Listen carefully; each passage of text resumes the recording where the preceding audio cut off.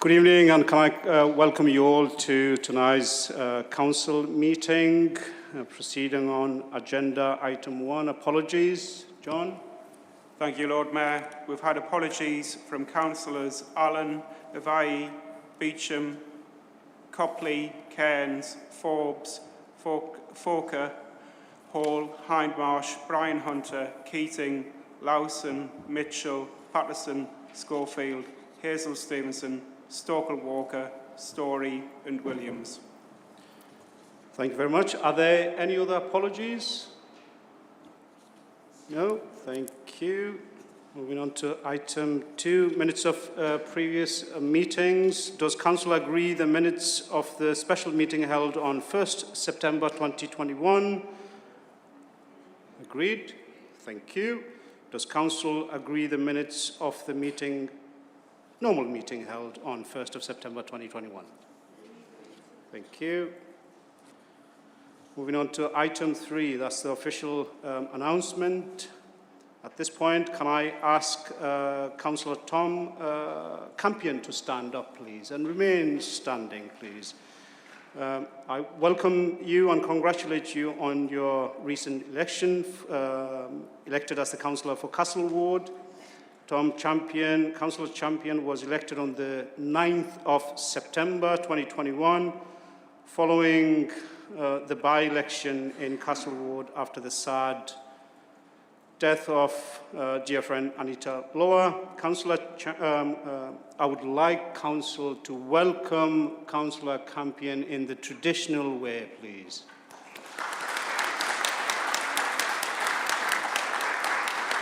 You may sit down now. Thank you. I would also like to express my sincerest gratitude to Pat Ritchie's CBE on behalf of the Council and the City as she enters the final days of her term as Chief Executive of Newcastle City Council. For 8.5 years, Pat has led with immense passion and integrity, and while I'm sure she will agree there have been many obstacles to overcome in that time, she leaves us in strong position moving forwards, and I think I speak for everyone here when I say we will certainly miss Pat very much and wish her all the best for the future. And I would ask all of us to show our appreciation to Pat Ritchies, who soon will be departing us.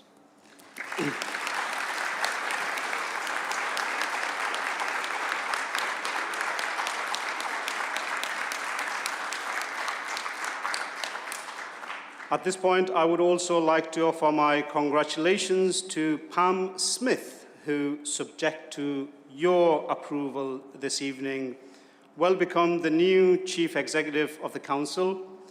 Should you approve her appointment, Pam will be joining us from Stockport Council, where she is the current Chief Executive, and will bring a wealth of experience and knowledge, as well as her own new ideas to the role in Newcastle. And finally, I would like to thank all members for the donation of £165.85 to the Afghan refugees at the City Council last month.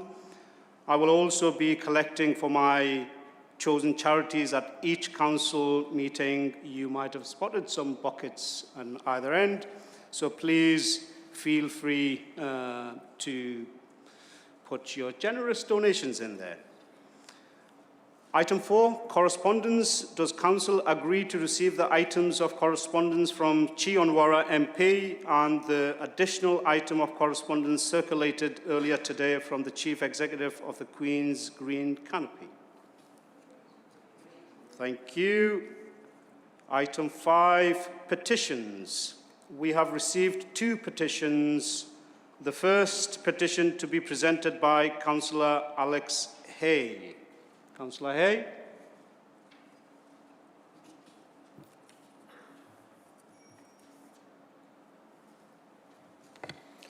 Thank you, Lord Mayor. Lord Mayor, the residents of Mortimer Avenue and Newbiggin Hall have asked me to present this petition on their behalf. The petition reads, "We, the undersigned residents of Mortimer Avenue, Newbiggin Hall, petition Newcastle City Council to complete the replacement paving which were missed at the time the previous repairs were carried out, and also to extend the parking provision available to residents at the same time." Thank you. Thank you, Councillor Hare. Can I call on Councillor Bell to respond, please?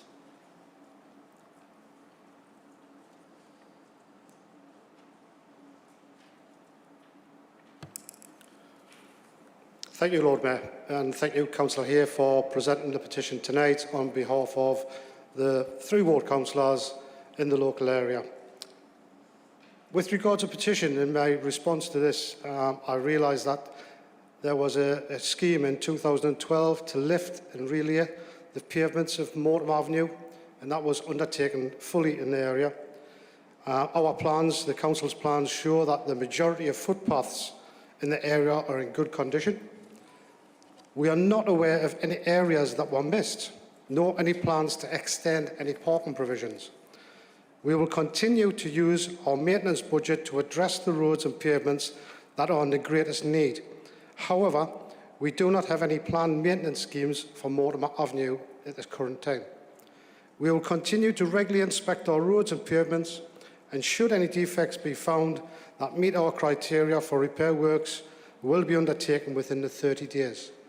Lord Mayor, I also give my support to the local councillors that if they identify any issues within Mortimer and they wish for me to go personally and actually see this and even ask for officers to come with me, I surely will do that with them.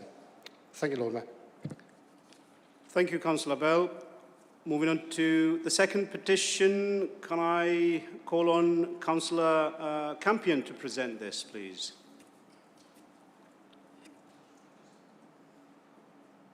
Thank you, Lord Mayor. I am presenting this petition on the behalf of Hazelrigg Parish Council.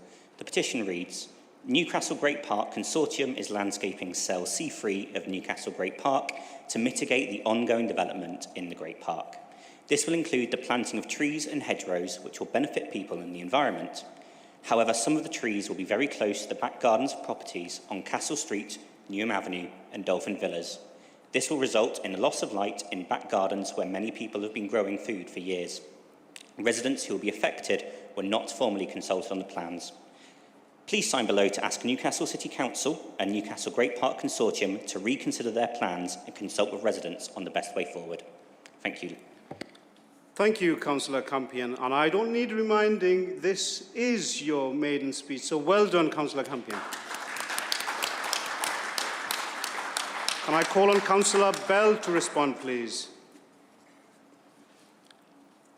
Thank you again, Lord Mayor, and thank you, Councillor Campion, for bringing the presentation on behalf of your local residents. It's quite a technical response, but a short response, and there's also a procedural matter that's contained within the response. So the plan of permission sets out the mitigation requirement. Setting back will reduce the mitigation. Parish councils and ward members are consulted as per normal practice at the time. Standard planning consultation was also done at the time, press, site notices, etc. It is not generally a requirement to seek planning permission to plant trees in other circumstances. There are no current planning powers to amend the decision. The quantum of mitigation was set in the environmental impact assessment and subsequent outline permissions and discharges of conditions. The Plan Department, an officer from the Plan Department, has spoken to the Parish Council. Currently, a formal complaint has been submitted to Newcastle City Council and a response is pending. Thank you, Lord Mayor. Thank you, Councillor Bell. Moving on to item 6, public question time. We have received one request to address Council. Can I now invite Tamar Pittman to address the Council?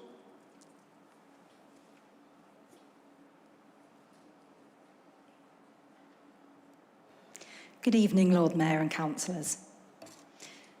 Since the arrival of COVID, we've seen more and more people using bicycles to travel to and through our city.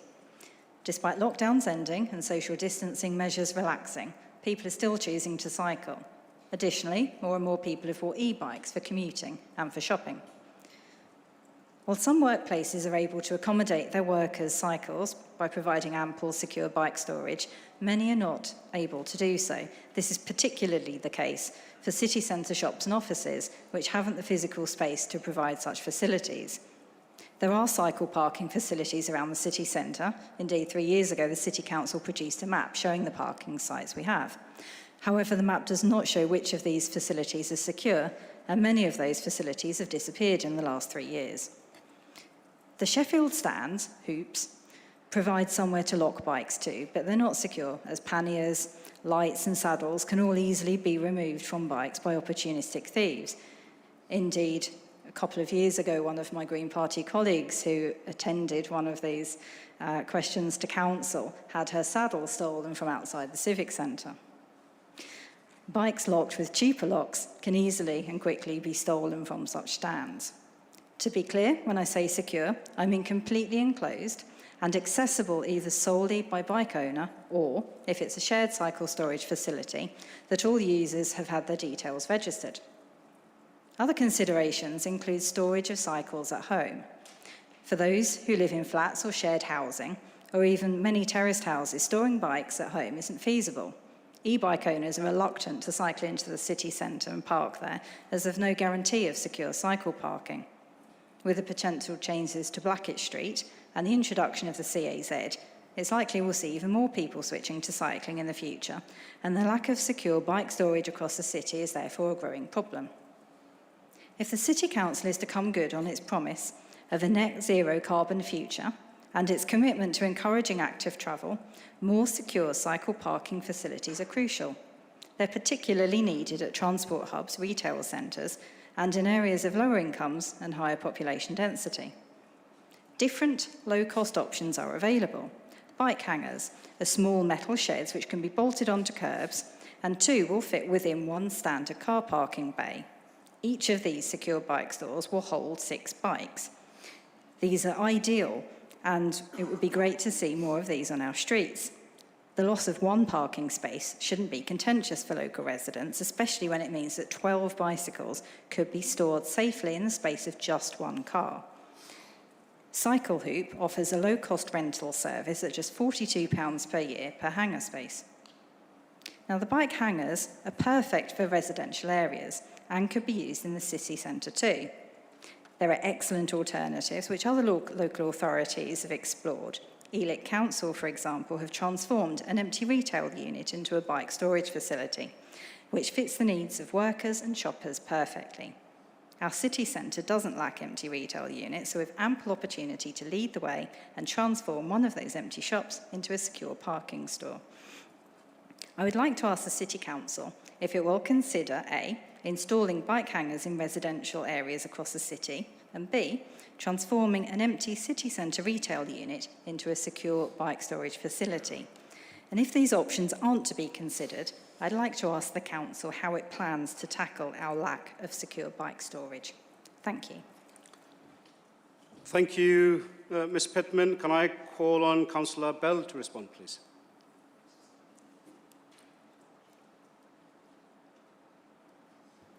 Thank you, Lord Mayor, and thank you, Ms Pittman, for your question tonight.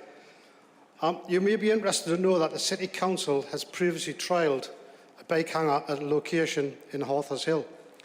Unfortunately, despite some considerable interest from residents in using the hanger, it became a regular target for thieves and vandalism and ended up being damaged so extensively that it had to be removed.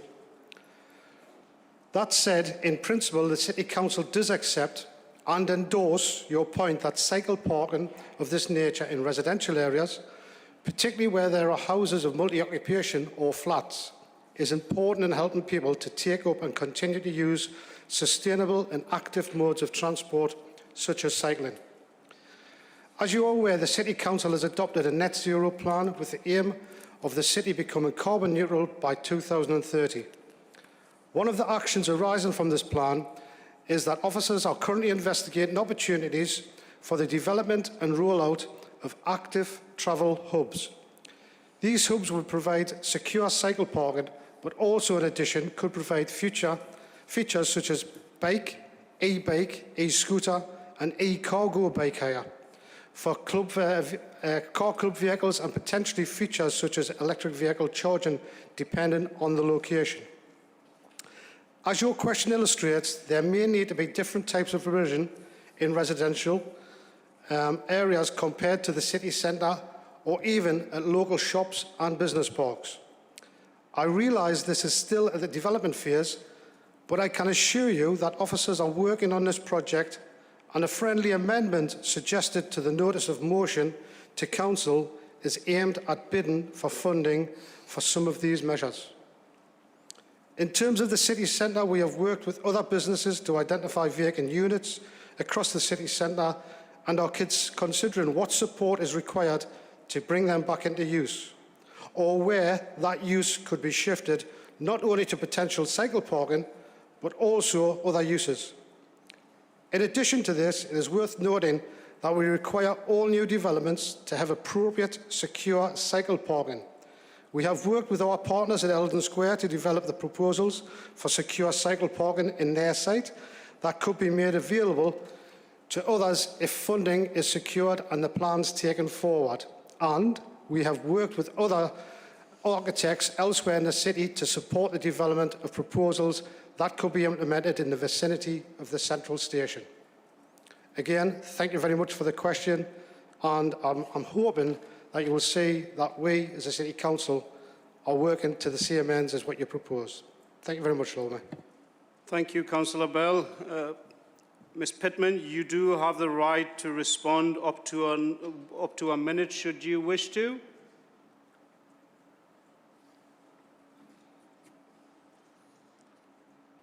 Thank you, Councillor Bell. I'd just like to say that sounds really encouraging, and yeah, I'm very grateful to hear that news. It's welcome. Thank you. Thank you. Moving on to item 7, that's the presentation from Northumbria Police and Crime Commissioner and Chief Constable. Can I call on the Police Crime Commissioner Kim McGuinness and Chief Constable Winton Keenan from Northumbria Police to address the Council. Members will ask questions following the presentation, and may I ask you all that can I ask the PCC and the Chief to reply to all questions at the end? And just a gentle reminder, between the two of you, you've got 10 minutes. It's almost like I've been here before, Lord Mayor. Thank you, Lord Mayor, and it is absolutely brilliant to be here. Thank you very much. And before I do start, and hopefully this won't count in my 10 minutes, I do just want to extend my thanks to Pat Ritchie for everything that she's done for the city. I know she's always been a real supporter of making sure that we have safe and secure city and safe and secure communities. It's great to be with you after the challenges of the pandemic, and as we prepare to face the next challenges together, I think that it's safe to say that we continue to live in testing times. And I, like many of you, was horrified by the murder of Sarah Everard and the subsequent revelations that a serving Met police officer was to blame. The Home Secretary has announced an independent review to this, but I do think that what we're discussing here in terms of policing is a symptom of a much bigger problem that we face. How we prevent men from wanting to hurt women and how we support women to justice when that prevention fails has been a continued unsolved problem for society. My office and your police force are doing their bit. Throughout my time in office, I've made prevention one of my key priorities, and we're working on a variety of ways in which we can address this.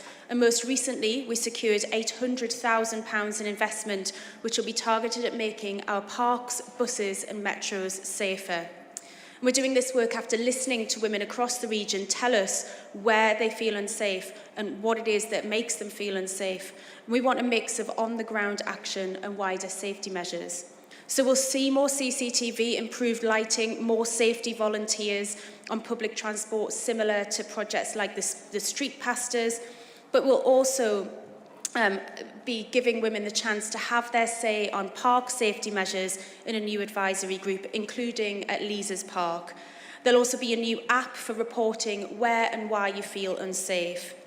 That app will give us vital information on the changes we need to make to the wider system. And while I think people are always able to call 999 in an emergency, in some cases, especially on public transport, sometimes you want to be able to discreetly ask for advice or report what you've seen, and this app will be a great way to do that. That investment, though it's very welcome, is just the tip of the iceberg in terms of what we need to bring about real change. Over the summer, I carried out some research with local youth services, which form a key part of our attempts to keep young people away from criminality.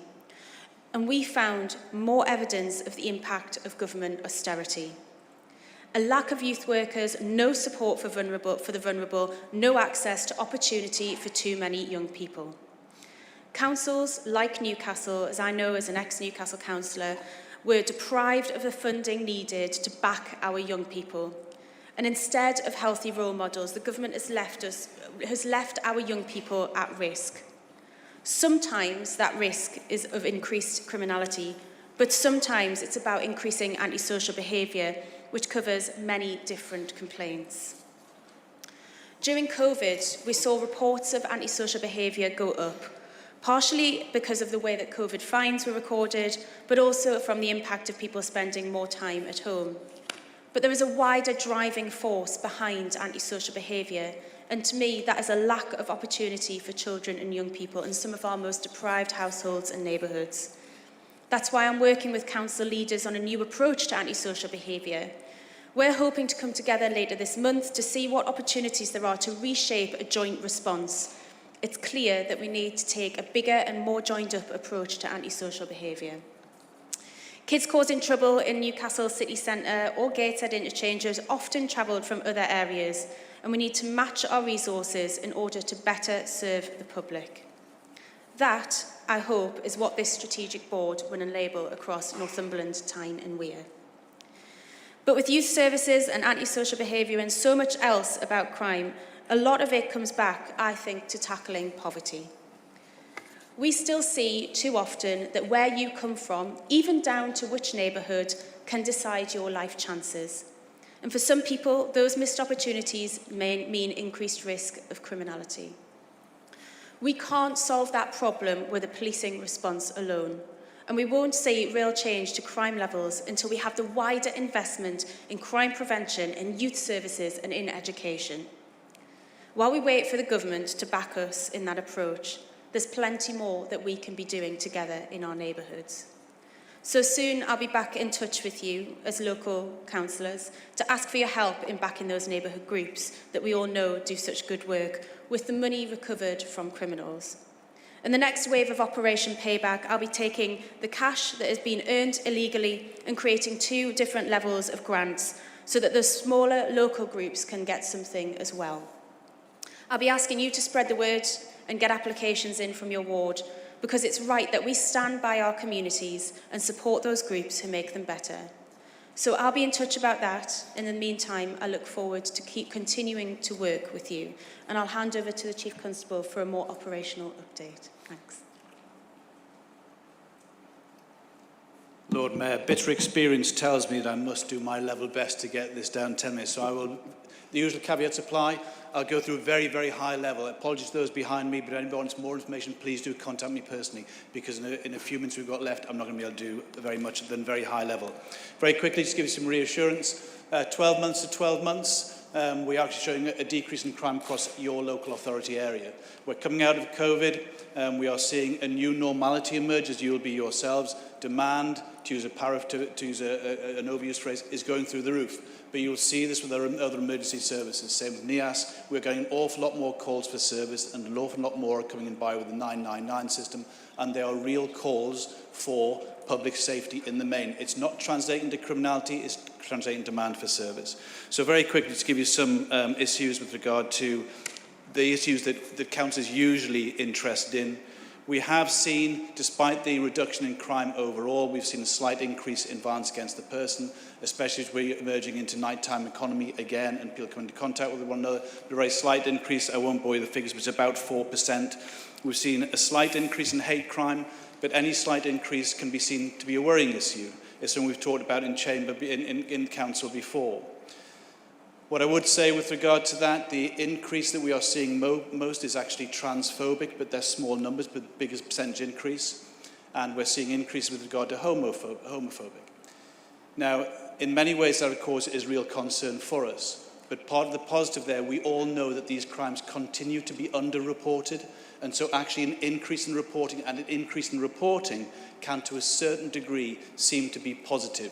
The only other slight assurance I'll give you is that despite the fact that these offences are horrendous and we must get on top of them, the only fortunate aspect of it is that it tends to be more of an antisocial behaviour and disorderly perspective rather than a violence and assault perspective. But small mercy, and we need to be doing better around it. Slight bit of positivity, knife crime, we talked about serious violence. No doubt there might be questions for us with regard to this as we move through. We are fortunately, but as a result of some very deliberate activity, I believe, seeing a reduction in knife-enabled criminality. Because of time, I now will skip forward and say we are seeing an awful lot more protest and demonstration activity in your local authority area. You have the mainstay of nighttime economy and protest activity. I think we'll continue to see more. I assure you we do it in a very proportionate way. In the main, we get an awful lot of commendation from the organisers, but we are seeing, as you'll be experiencing, people come from outside our area for national causes, and they don't quite have sometimes the same respect for our community cohesion or the city that we are used to. I'll stop there, Lord Mayor, but I'll probably get questions that may tease out some of the other issues. Thank you very much. We will take questions. Can I invite Councillor Kilgour first to be followed by Councillor Lovat, please.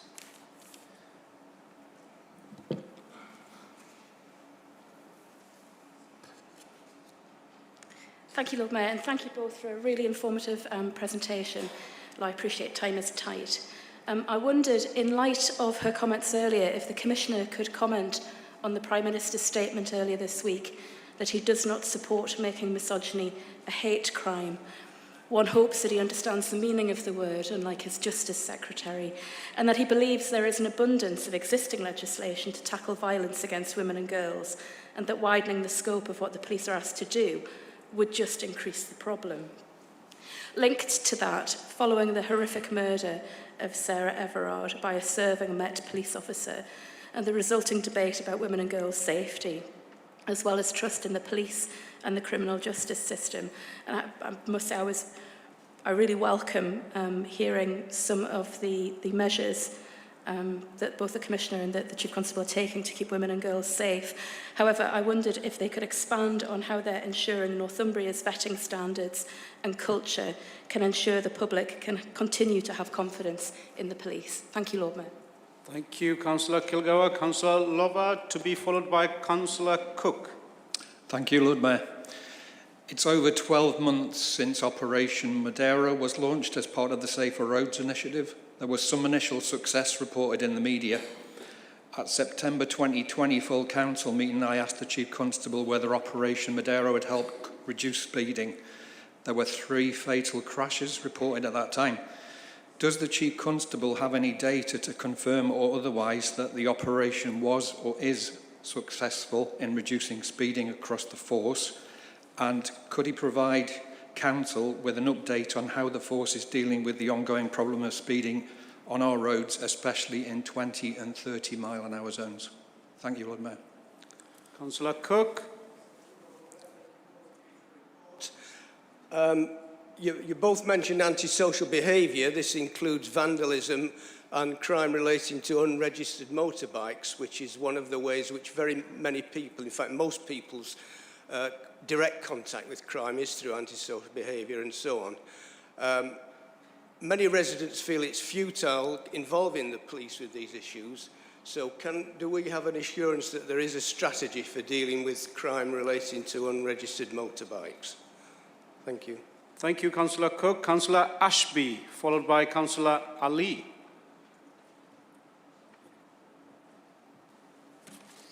Thank you, Lord Mayor. Thank you, Commissioner and Chief Constable, for reporting back to us. Some pressing issues for you. Firstly, I'd like to echo Councillor Kilgour's concerns.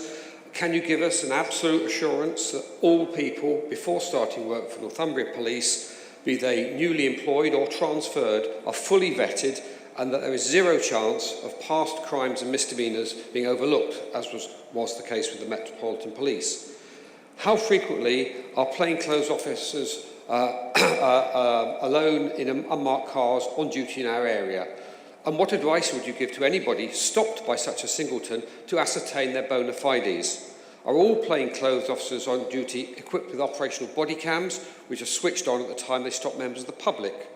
Would your officers object to their warrant card being photographed? How frequently do female uniformed officers patrol on their own? And how has that frequency changed since I asked you a similar question last time you appeared here? How many officers have taken early retirement on health grounds in the last year, wholly or partly because of their experiences on patrol? This week, what's the longest that people have had to wait to get through to Northumbria Police on 999 calls? I hear it can be 15 minutes. Are you diverting calls to other forces? And what's your plan to restore former levels of fast answering in emergencies? Thank you, Councillor Ashby. Councillor Ali, to be followed by Councillor Hoddard. Sorry, I forgot my mask. By the time I found my ears, I reached my destination. I understand antisocial behaviour is one of the priorities for you, Kim. It's always a pleasure to see you. Conscious I'm talking when you're behind me. And you'll know that this council also shares that priority also. Please share with us more detailed plans on tackling antisocial behaviour in Newcastle, especially if complaints are against very young people. Thank you. Thank you, Councillor Ali. Councillor Hoddard, please. Thank you, Lord Mayor.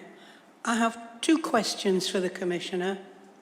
The first one is because I have worked with a couple of young women whose partners were serving police officers, and these relationships could easily have been described as coercive and controlling, and there are probably similar situations elsewhere. And I wondered what work is being undertaken to support the partners of these police officers and prevent this kind of controlling activity. The second question relates to my ward. On the edge of my ward, we have a couple of underpasses which on a fine summer's day are dank, they are graffitiized and littered, so you can only imagine what they're like on dark winter evenings and why people prefer to take their life in their hands and dash across the top in between the traffic. We have lobbied about these in the past for better lighting, CCTV, anti-graffiti paint, etc. And I'm wondering what funds the Commissioner has which can be used to help make these areas safer for men, women and children. Thank you. Thank you, Councillor Hoddard. I have a list of number of other speakers. However, we have taken 6 questions, so I do invite those who express an interest to speak to directly email the PCC and the Chief Constable. Can I invite both the PCC and Chief Constable to respond to some of those questions, please? Thank you.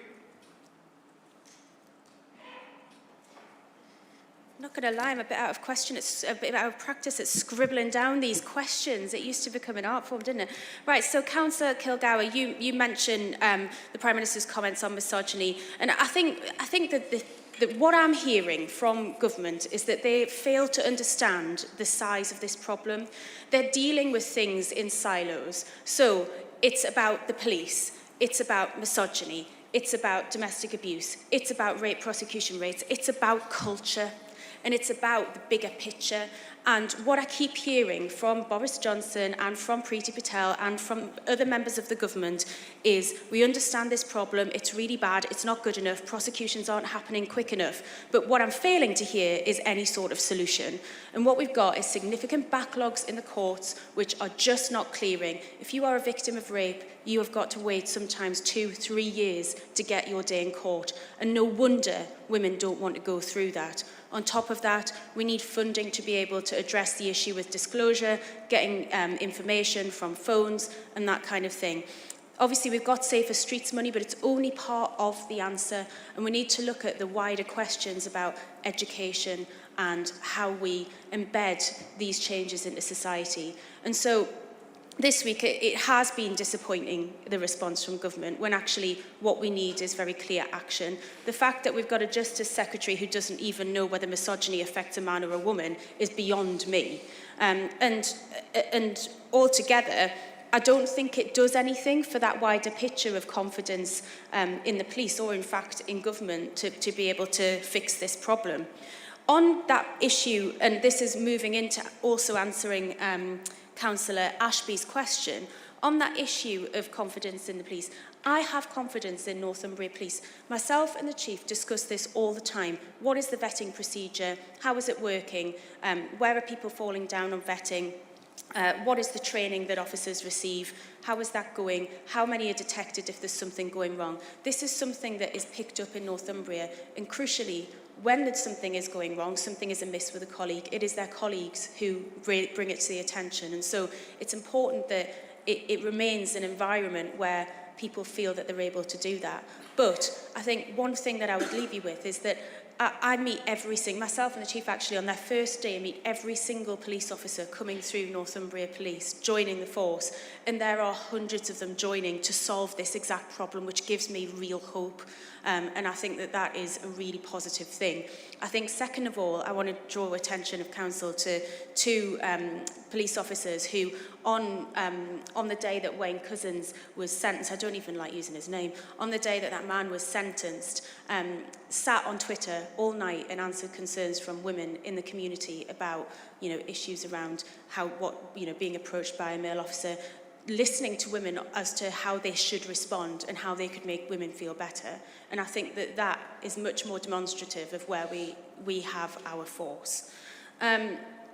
Councillor, I'm going to leave the question about cars and speeding to the Chief. Councillor Cook, antisocial behaviour, particularly motorbikes, there is so much going on this. It's something that I hear over and over again from residents. It's a major frustration for councillors, for the police, because there is a range of problems, from unlicensed, unregistered, illegally obtained motorbikes, right through to people who simply have a hobby and just don't have anywhere to go, but are therefore breaking the law.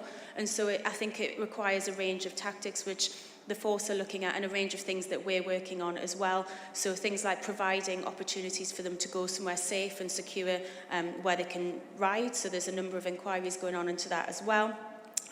Through to things like long lens cameras and equipment, and I'll let the Chief take on that because it is much more operational, as I've already said.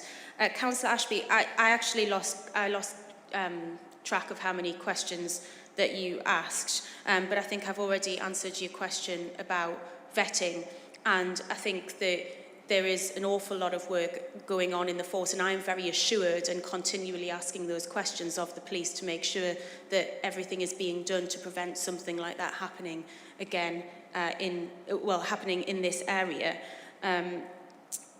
And I will leave some of the other questions, so the other things about reasons why people leave, to the Chief again.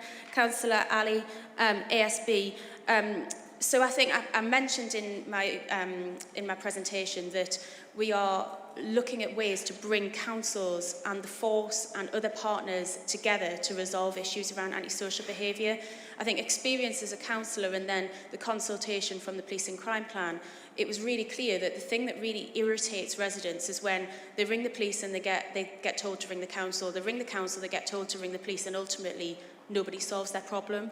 And so we're bringing leaders, myself, together to talk about how we can create a much more joined up set of solutions, looking at how we can better pool resources, looking at how we can work on both a diversionary front and an enforcement front at the same time, and frankly to get it right for residents, because I don't think that it's good enough as it currently stands if you're a resident who wants to report antisocial behaviour, and particularly on young people. Again, that goes back to this point about complete failing in the availability of youth services. We need to broaden that, and we're doing that through the Violence Reduction Unit, putting money into youth services. I know that the council are doing everything that they can to do the same, but this has to be tackled, and so I'll continue to lobby for that because it's something that's so very important.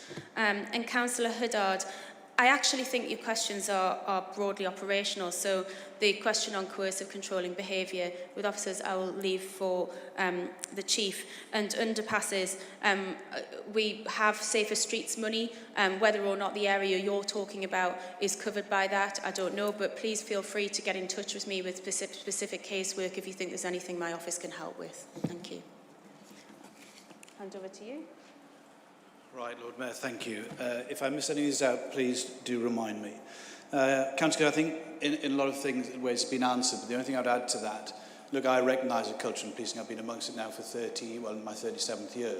We are improving, we are getting better, we're doing an awful lot of internal training and awareness. The one thing I would like to say, by a little bit of reassurance to everybody, what you may not know, though, Northumbria Police, by way of example, with regard to our inclusive culture inside the organisation, we always appear in the top 100 of Stonewall, and this year we upped our positioning in the top 50 nationwide inclusive employers to number 16. One of only 3 forces to actually be in the top 50.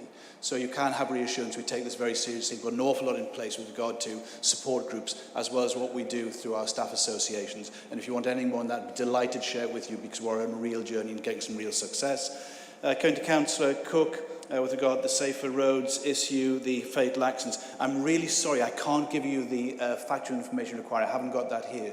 And I would like to do that with some facts in hand. When I look towards that general road traffic piece, there is no doubt whatsoever that during COVID, people start to use the roads entirely in an antisocial way, and some of that speeding continues. As part of the uplift programme, by the additional police officers we are getting into Northumbria, despite the fact I would have to say to you it isn't enough, it doesn't go back to where we were in 2010, it goes nowhere near that. But we're using that uplift in staff numbers to actually put people where we feel we need them. And we've already uplifted our number of motor patrols officers in order to tackle some of those road safety issues, because there can be some quick wins, not necessarily easy wins, or not necessarily quick wins, but some real wins if we save people's lives. What I'd remind Council of, though, please, would be this. Remember, our neighbourhood teams are there, and they have where they have traffic enforcement facilities, where speeding cameras that are handheld, that they can use in the areas that you represent. If you're able to either speak to your neighbourhood inspectors or sergeants, or even via me, we can get that set in place either with the neighbourhood officers themselves, if it is a real concern and proves to be a concern, or by setting in place a community speed watch. There are lots of things we can do in those 20, 30 mile an hour areas. But the reality is, I won't be able to have a police officer there all the time. I'm afraid that's a reality. But please, we could speak about that out here, and I would very much like to do so. And social behaviour motorcycles, really saw this during COVID. Use of proper scrambler motorbikes, I would call them in everyday parlance, where people were frustrated at home, they would bring their proper off-road motorcycles on trailers to some of the areas that you represent. That has actually now dissipated on the back of COVID. It's dissipated for a number of reasons. One, we're looking for diversionary activity together with the likes of yourselves and those elected members that represent you as well. We are looking towards long lens cameras and body mapping, and we've had some real success of seizing those motorcycles. So we are actually, and you should see this coming through your own mailboxes, we are seeing a return to the pre-COVID levels, more of the nature of those mopeds that we see that are so easily to steal because the industry has not yet put immobilizers on them where they can't be started. Please lobby the manufacturer on our behalf. That will stop an awful lot of those problems. Coming to the issues around assurance revetting, we have really robust procedures in Northumbria Police. I know you saw the 0% tolerance with regard to nobody getting through. We sometimes can't equate for things happening. That's just the reality of the world. We employ an awful lot of people, but I assure you, we already, many years ago, recognised the importance of vetting. It's something we pay very close attention towards, and we have already invested in this area, and you will be seeing some national guidance, I am sure, coming out from the centre on the back of the Sarah Everard case and some of the lessons that we will learn from that. With regard to some of the other issues, plainclothes officers, and Lord Mayor, I know you're looking at me, trying to push me forward, just there's so many questions. I'll try and paraphrase. Plainclothes officers, looking at you all, I have plainclothes officers, single crewed, out every day, both male and female. And they're the same officers that I get commendations in from you and from the public on a daily basis. I recognise there's a tragedy here, and we must all do what we can to prevent it from happening again. The reality is we do an awful lot of community engagement by yourselves and by our harm reduction and community engagement teams. This is not just a southern-based issue, but this horrendous crime was by a rogue officer who arguably may have been able to come in. I don't know the circumstances yet. But our local officers are generally known by the people that you represent every day. We've got significant confidence in Northumbria Police. We have the highest levels of public confidence of any force in the country, and some of the very highest satisfaction levels with regard to the crimes we deal with. That is fact born of the Crime Survey England and Wales, totally independent survey. Please, please, please recognise we're working to make this better. We have some great officers here, but the very fact is, I can't put them out double crewed. I haven't got enough people. But what we will do is ensure that they will then give that reassurance, their interpersonal skills. Yes, of course, there was a question about would they have their warrant card for it? Of course they would. That's no problem at all. Our officers have been given further guidance and they will seek to give reassurance whenever they can. But yes, I have people single crewed. Chief, can I ask you to wind up? We have overspent by 3 minutes. Very quickly, early retirement. I don't know what answer you're looking for. We have very few officers go on early retirement because we find other jobs for them. It's something of the past where people used to go with a gilt-edged pension. That doesn't happen, but I'm very happy to speak about that outside of here. 999 calls should never be 15 minutes. We have a buddy system. I can't say it hasn't happened, but if our system is fully busy, then it goes to neighbouring forces. It can go as far as London if it has to. 999 calls get switched if they're not answering a certain amount of time. So it'd be interesting to see whether that's anecdotal or factual, and I certainly can take that up outside of here as well. And with regard to coercive control, I'm sorry, I don't know where the question came from, but it was somewhere over here, I am sure. It was across there. Sorry, I beg your pardon. I'm exactly with you. It's something we can't tolerate. We have had coercive officers. I make no secret of that. We absolutely have. They normally get reported either by their partners or by people in the organisation who witness this. We do an awful lot around this by way of awareness. I've actually introduced every 12 months we have an integrity health check with our officers where we go through and formally remind them and talk to them, and they sign with regard to the standards that they're expected to abide by, and with regard to inappropriate use of their position for sexual or any coercive control. We point that out every 12 months now to people, as well as through their management talks with their supervisors. I would sack them all, I assure you. Thank you very much, Chief. On behalf of Council, can I thank both the PCC and Chief Constable?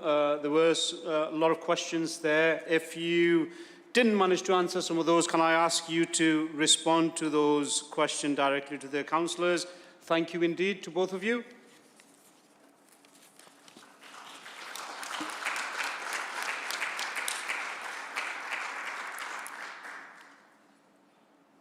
Moving on to item 8, appointment of Chief Executive. Can I call on Councillor Kilgour to move the report, to be seconded by Councillor Cott?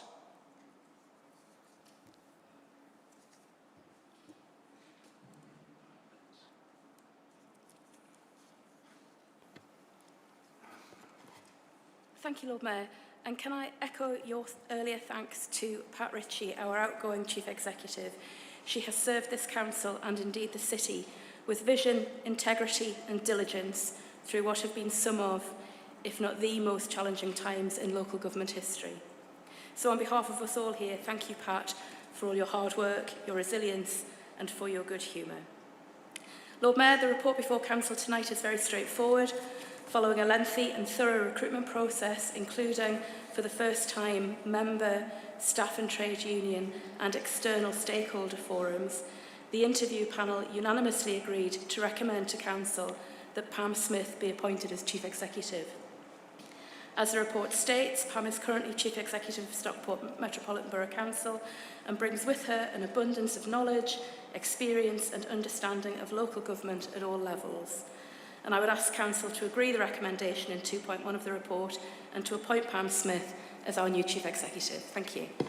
Thank you, Councillor Kilgour. Councillor Cott.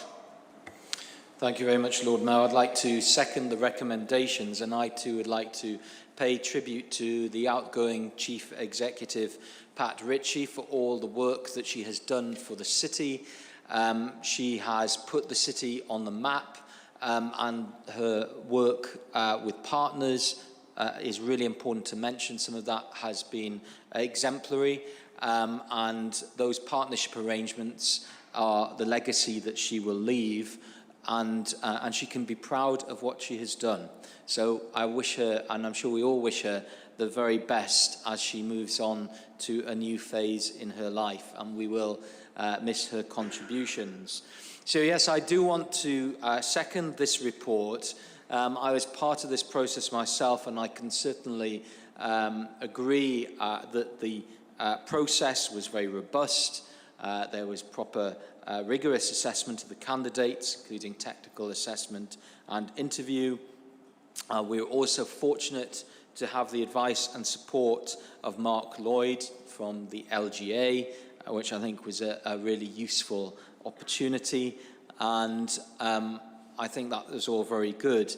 And we have recruited a chief executive who has vision, who has experience, who has worked very extensively in her existing role in Stockport with partners and others. And she has worked within her role as chief executive to ensure that all communities are touched by the work of the council, and that all communities can actually get benefit from the services that the council delivers. So it's very interesting. I look forward to how she can build on that in the work that she does at the City Council. So I'm seconding the report, and I recommend it to all elected members. Thank you very much, Lord Mayor. Thank you very much, Councillor Cott. Does Council agree to the report recommended? Thank you very much. Moving on to item 9. Reports referred from the Cabinet Clean Air Zone in Newcastle and Gateshead. Can I call on Councillor Penny Evans to move the report? To be seconded by Councillor Bell.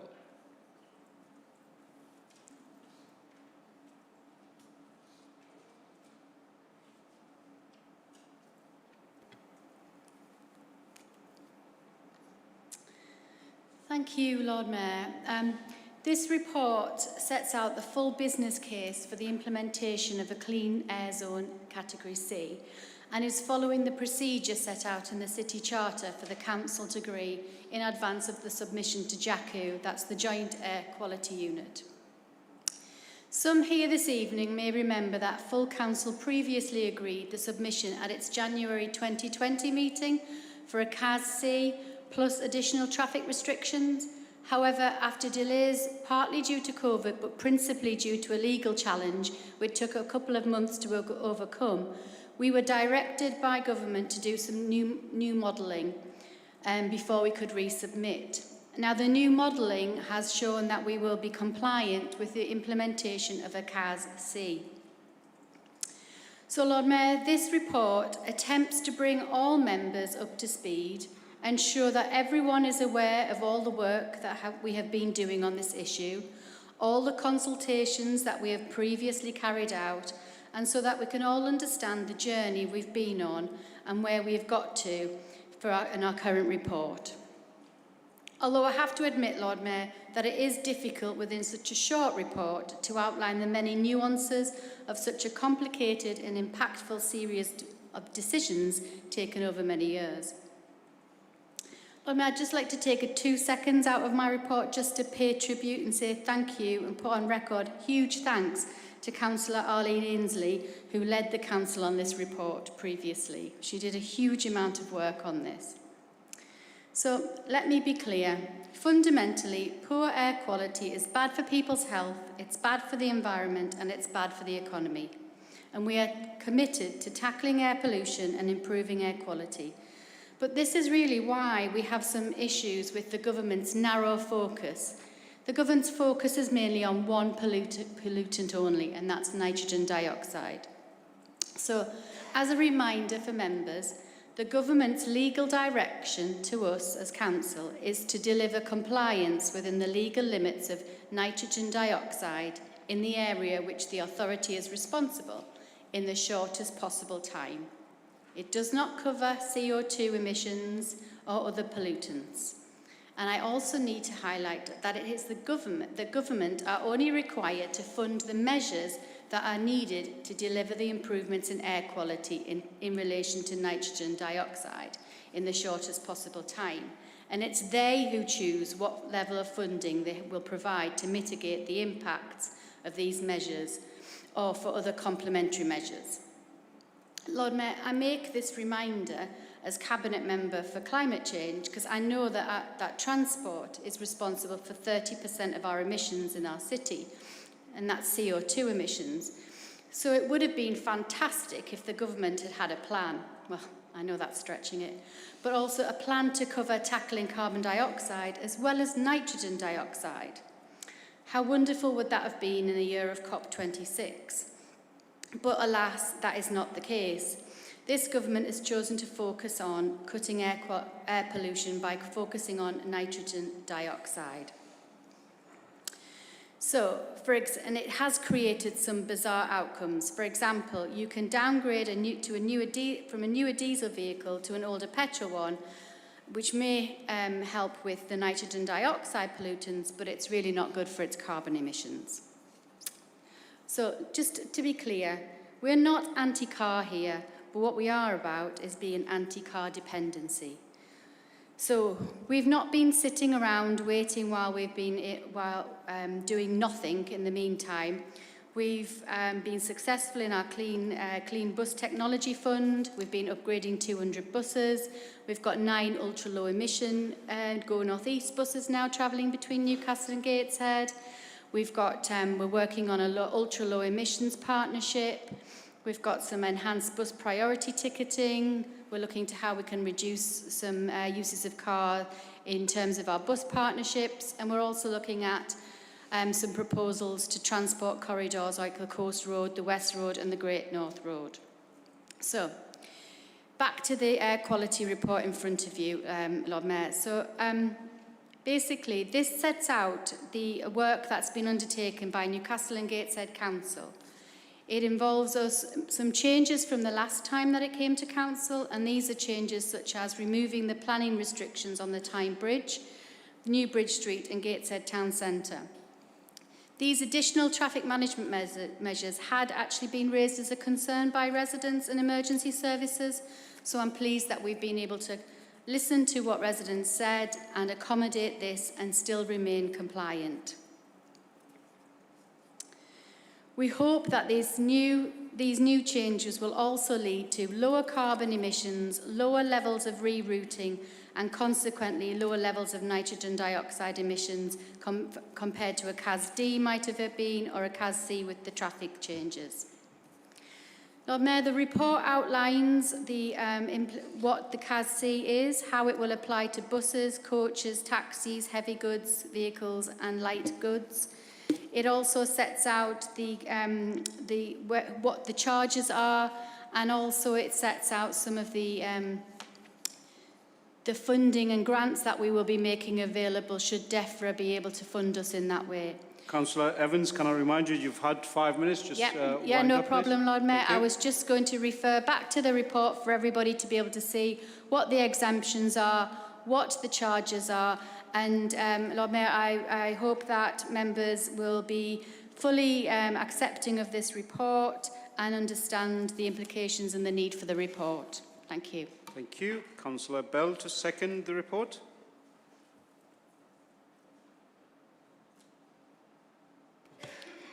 Second the report, Lord Mayor, and reserve the right to speak.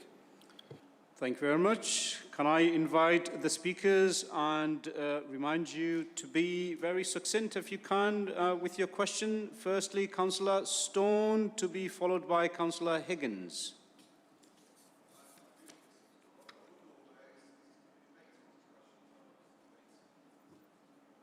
Sorry. Beg your pardon, yes.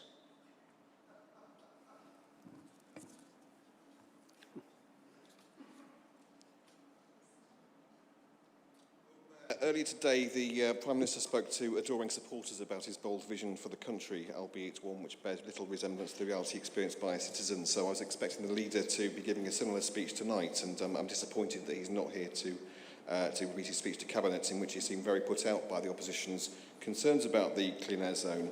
We describe them as a fudge which it will do ultimately little to improve air quality, to reduce the choking congestion in the city centre and the central motorway, or achieve net zero, and which will impose a significant charge on essential commercial vehicle use.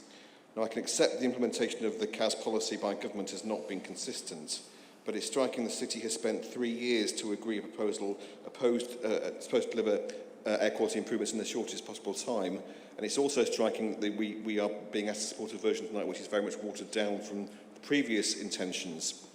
It's what we're being asked to support tonight is very far from what the Gateshead council leader describes as a need for a quantum leap in people's attitudes towards car dependency. And we are putting forward something which is not really tackling that particular problem.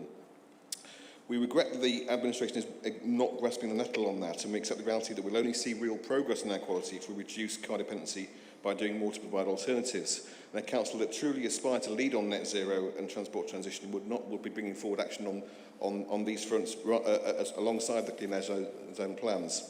We need a joined-up strategy on air quality and sustainable transport. We've consistently called for park and ride and electric bus shuttle services on key routes to reduce the level of traffic entering the city from neighbouring areas. We called last year for the council to consider a workplace parking levy, as Nottingham is doing. I know that Birmingham is announcing it's doing the same today. It's already the council's policy to introduce increase city centre parking charges to encourage public transport alternatives, and it now needs to consider workplace parking in much the same vein. And much more still needs to be done, of course, to improve the city's strategic cycle network. Much more should be done to prevent the significant risk of major cuts to metro services next year. So what we have in front of us is a very expensive solution, which I think will do actually fairly little to reduce overall emissions or traffic levels. It's hard to say how it links to a city-wide approach to air quality. The council's policy has not been updated since the Lib Dems introduced it in 2008, and is very much overdue for a refresh. The original government directive called on the council to address air quality on the Great North Road and the Coast Road corridors, and I can see no sign of that being tackled in what we have before us. I think it has prompted Councillor Penny Evans to trail the aspiration for bus priority plans, but I'm concerned that these plans might just simply push congestion further back out of the city centre along those corridors. And I'll have to say I'm equally sceptical that the Blackett Street changes will not also increase rather than decrease emissions in the city centre, because bus service frequency and congestion will be significantly increased around the bus loops, like you're just spreading the problem further away from Blackett Street around the city centre. So the intention of supporting grants for low emission vehicles is fine, but the reality is only a small proportion of those hit by the change will get these grants, and will only cover a small part of the outlay needed, which will fall on the likes of taxi drivers and other van operators to carry out their business.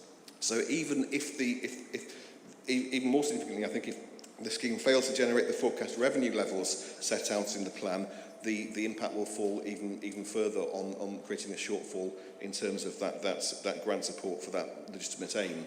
So in the view of the opposition, this is not a good scheme for the essential vehicles users who need to drive for their livelihoods. It's not a good scheme for the bus passengers who will see a rise in their bus fares passed on to them by the increased charge on buses. And I don't think it's a progressive policy that seeks to penalise bus passengers and do nothing at all on general motorists. I also think it's a real problem and a real disappointment to the opposition that the plans will actually single out and will include community transport and particularly school special educational needs transport services. That cannot be a helpful and progressive policy, and I would urge the administration to look at what they can do to exempt them from this particular part of the charges. So I think it's a missed opportunity to show real leadership on air quality and on net zero, and I think it shows a big gap and a long distance to travel between the administration's rhetoric and the reality of its sustainable transport policies. Thank you, Lord Mayor.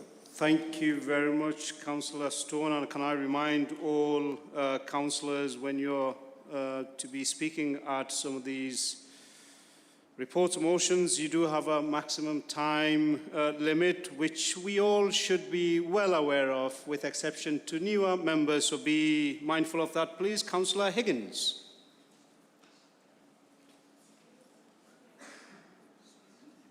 To be followed by Councillor Kane.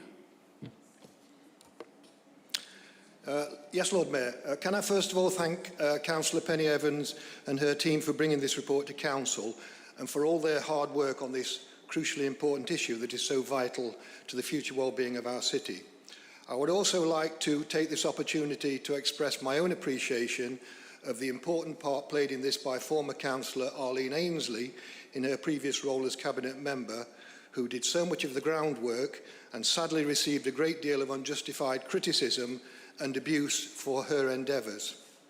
The reason for this criticism, and I'm sure that Councillor Penny Evans can empathise with this, is that implementing clean air zones means taking tough decisions that are not always popular with the public. In this respect, despite their fine words, I find that the opposition party is all too often found wanting. Their fear of losing a few votes means that they constantly backtrack in the face of pressure from the motoring lobby. Their transport spokesperson has repeatedly criticised any increase in city centre parking charges that are designed to reduce congestion and improve air quality by encouraging people not to drive. And he has also come to the defence of car drivers who are penalised for the misuse of bus lanes in the city. He was, of course, also a vociferous opponent of our wish to introduce quality contracts as a way of improving the efficiency of public transport and encouraging its greater use by more people in our city.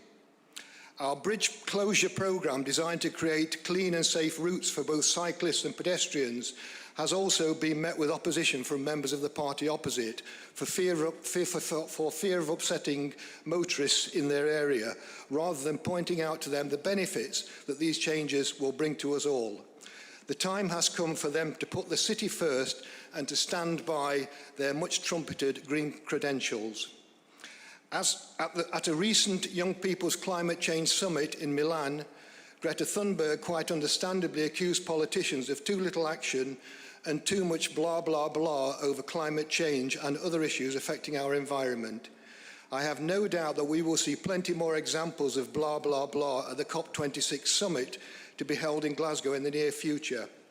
We ourselves have consulted wisely and at great length on our proposals, and we have seen repeated evidence of the damage that air pollution is doing to the people of all ages in our city. It is now time for less talking and more action to address these important issues. With regard to the details in the report, I welcome the findings, and particularly the financial support that we will provide in the short term for those most directly affected by changes to their vehicles. I welcome the support for taxi drivers who have been badly affected by the events of the past 12 months, and I also welcome the exemption of vehicles for those drivers with disabilities who face particular challenges in accessing the city centre. I am also reassured that the decision over implementing Clean Air Zone Class C has come about after successful trials and lengthy consultation with members of the public who will be most affected by the changes being made. It is proportionate and strikes the right balance to support our economy and improve air quality in our city centre. Sadly, we are dependent on this Tory government to fund many of these proposals, and despite producing plenty of hot air as usual at his party conference today, Boris Johnson and co continue to drag their feet in addressing climate change issues. Plenty of talk, but little action. However, I remain optimistic that we have the growing support of the public on this topic and its importance to our city, and I commend this report to Council this evening, Lord Mayor. Thank you very much. Thank you very much, Councillor Higgins. I almost intervened to remind you of your 3 minutes. Can I invite Councillor Kane, please, to be followed by Councillor Avery? Yes, thank you, Lord Mayor. I'll be much briefer than that. The fact that we have this report before us tonight represents a decade of failure by this administration. When 2011, when the change of control happened, the administration inherited a huge number of green projects, mainly targeted climate change, but there's a huge overlap between climate change and air quality, not least because nitrogen dioxide is a greenhouse gas. They cancelled our freight consolidation project, which could by now be diverting HGVs out of the city centre. They completed the cycle plan, the cycle strategy as we called it, but implementation has been extremely patchy and there is no network. So we are not getting people into active travel. And now the council is only acting on this because the government is forcing them to, and you can tell it's just being pushed by compliance, telling us we have no time to do the job properly. In the meantime, we've been knocked back on our proposals on things like a workplace levy, contradicting Councillor Higgins's pre-prepared results. He maybe should have been listening to what Councillor Stone was saying, which could have funded many of these changes years ago, but now we're stuck with last-minute changes to try and put a sticking plaster on this problem. And by targeting public transport, this report drives a coach and horses, which is a clean form of transport, a coach and horses through the transport hierarchy, which is meant to underpin all transport policy in this city. We are penalising public transport. It is absolutely crazy. So if this administration hadn't sat in its hands for a decade, if we hadn't had so much soaring blah, blah, blah from the leadership on climate change, but precious little action, then we would have sorted this out before. And we've got this dog's dinner in front of us, and I, for one, would struggle to support it. Thank you, Lord Mayor. Thank you, Councillor Kane. Councillor Avery to be followed by Councillor Ashby.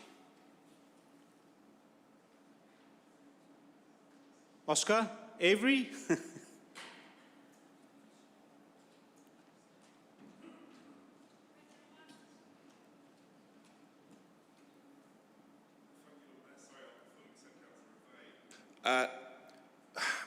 The Liberal Democrats wish to have it both ways on this policy. They, on the one hand, are complaining that the amount of grants that we have are insufficient to cover the people who may require for them. On the other hand, they are strongly hinting, without ever actually saying, that they would prefer a CAS Class D, which would bring all of the private vehicles, private cars in the city within that scheme. We don't really have any assurance from government that they would provide anywhere near the level of grants required to allow private citizens to do it, given that we already have this problem that we think there may, I think that's quite reasonable. We believe our grant scheme is reasonable. We would like more grants. But it is reasonable to point out that not everyone necessarily will get it. But you can't say, well, there's a problem that people will not be able to access grants, and also, on the other hand, we should include all of these motorists who also would not be able to apply for grants. And as we've said consistently on this side of the chamber, one of the big problems with a CAS D is that it would, to be clear, for people watching at home, a CAS D is that which would penalise people in private cars, individual cars driven by ordinary motorists. They would penalise people with the least resources driving the oldest cars who come from the poorest parts of the city, places like the ward I represent in Blakelaw and Cowgate, people who cannot afford to upgrade to newer vehicles. They are the people that the Liberal Democrats would like to be penalising, right? But they don't want to openly say, we would like to penalise these people, but they want to hint at it by using weasel words. So I'd invite any following Liberal Democrat speakers to be clear. Do you think we should have had a CAS D? Right, and if you do, why is it that you oppose anything else, as Councillor Higgins says, that we have tried to do to shift people from cars to buses, but because you recognise in this case that you might have an opening to attack us, you have now decided to at least hint that we should have a CAS D, right? But more broadly, right, it's very clear for people who have not followed this at home, what you really need to recognise is this whole thing is happening because the government lost the court case, because the government was not in compliance with its own laws because of illegally high levels of dangerous gases that were poisoning people and harming them. And rather than solving that problem themselves, the government chose to put the difficult decision on our shoulders. One of the areas that was not in compliance is also the A1 Western Bypass. We do not control the A1 Western Bypass, it's controlled by the National Highways Agency. Is the government doing anything really substantive to deal with the problems of air quality around the A1 Western Bypass? No, they're not. Right? In fact, Newcastle Conservatives are criticising us for these actions, even though their government is the cause of us having to take them. This government could have brought forward a national car scrappage scheme, getting the most polluting vehicles off our roads. This government could have brought forward real funding for public transport, like the ready-to-go Leamside line that we have planned for in our area, the ready-to-go scheme for a park and ride, which the Liberal Democrats love, going down past the A1, a new rail line, bringing people out of cars, parking, and then riding on the rail or metro to Newcastle city centre. Those schemes are ready to go. The government merely has to agree to them and pledge funding. The government has caused this problem through its inaction. It has then chosen to force us to have to make the politically difficult decisions. Can I ask you to wind up, Councillor? Yeah, I'm very glad that we've made a proportionate decision to choose a Class C. I support this report, and I think you should too. Thank you very much. Councillor Ashby to be followed by Councillor Ali. Thank you, Lord Mayor. I'll try to play the ball, not the player. There's an Aesop fable about the mountain that labours mightily, making fearsome noises and brings forth a mouse. That pretty much sums it up. This is a mouse of a plan to tackle a major issue. The administration has laboured noisily to produce, well, not very much, except apparently unforeseen consequences. As Councillor Kane said, this report proposes a big financial hit on buses entering the city centre, which must inevitably reflect in higher bus charges and thus costs for local people, who should be encouraged to use public transport, not shun it. In the case of people I've heard from in the Outer West, more will use their cars to go to shop at the metro centre, and in the case of the north of the city, to go to Morpeth, adding the toll on traders whose supplies will cost more to reach them and who will be discouraged from making deliveries. So city centre trade will diminish, passenger numbers will decline, making more bus services less viable. Add in rumoured reductions in metro services, and the incentives for car users to leave them at home will diminish. Only now it seems that public education may be boosted a bit. There should have been a long period of public conversation with all our residents designed to nudge people in the right direction beyond the formal consultation. I speak as an elderly motorist who frequently uses public transport for major journeys and as a convert to cycling for local journeys. In my ward of Parklands, half the users on the Great North Road come from north of the city. What's being done to persuade them to use the usually smooth-flowing, therefore fuel-efficient A1, along which there are no pedestrians, which is currently being widened too? They continue to queue from Gosforth Racecourse through Gosforth High Street. Its pollution levels are above the target, but nothing's being proposed. Where's the concrete, timely plan announcing the expansion of park and ride across the city, like that served by lower pollution buses from the Great Park through the city? What's the plan to get more people to revert to the original idea of driving to Regent Centre or Four Lane Ends, park and use the metro? Where's the positive proposals to complete the missing links, like those on the CR4 north-south cycle route? Why haven't we decarbonised the council's own vehicles more quickly? Why isn't there additional secure cycle parking provision at the Civic Centre for all cyclists, something we control and whose costs would be minimised? As my schoolmaster used to say sometimes of me, he's capable of doing much better. This administration must do better than this mouse. Thank you, Councillor Asfi. Councillor Ali.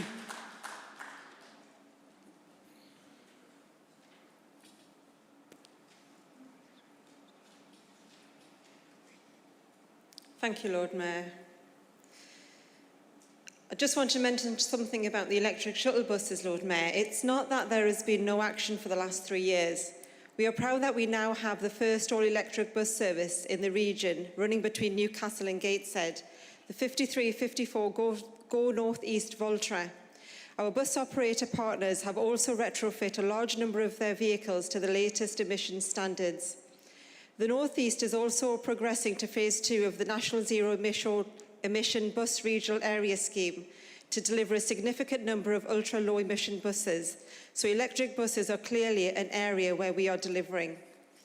Given the roads concerned, simply putting in place a few electric shuttle buses would not have delivered the air pollution changes that we need and would consequently not have been funded.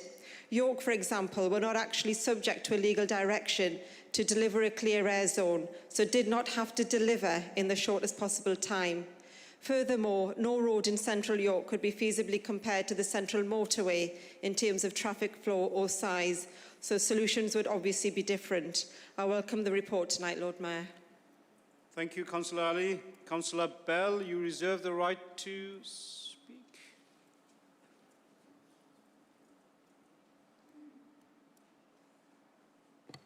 I did, Lord Mayor, and thank you very much. And thank you, Claire Penny-Evans, for bringing this report tonight, and for me be having the privilege to second this report.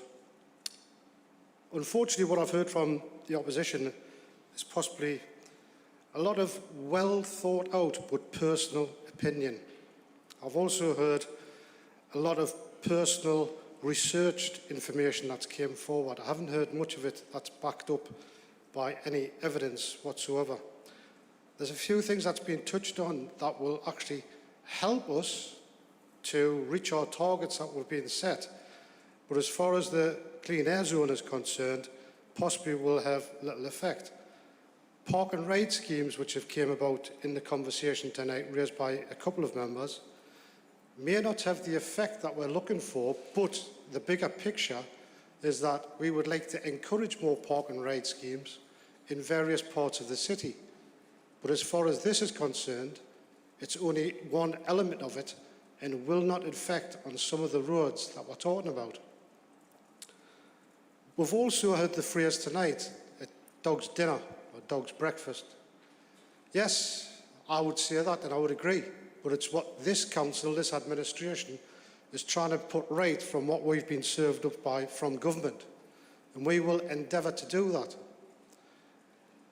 The bus patronage figures are still lower than expected because of the circumstances that we went through, but we are encouraging, and we are encouraged by the signs that the patronage is starting to come back and people have the confidence to use the buses. And I will agree that getting people onto buses and having things like Councillor Ali's just mentioned, electrification or alternative fuel buses, has got to be part of the solution.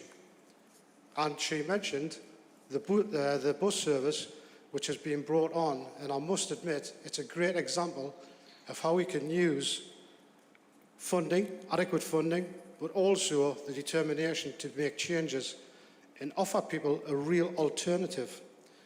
I would encourage members to go down to the Central Station, jump on the Newcastle Gateshead Loop bus, the 5354, see the new display units, which is encouraging people to actually use this bus service, see the new display of ticketing, which is actively encouraging people to use bus services, but then also experience the ride on the electric bus, which is actively encouraging people to use this as a form of transport. Lord Mayor, we've also heard some other rumours that have been put around about other authorities which are not doing this, so why is Newcastle trying to put us at the forefront of this and saying that we are persecuting and punishing those people who have to use cars? But let's just look, because I just went through a list of information that I was supplied and I've rationalised it into some understandable form of information I can portray tonight. So those that's going for a CAS type B is Portsmouth. Those for a C is Bath, Bradford, Manchester, Sheffield, Stoke.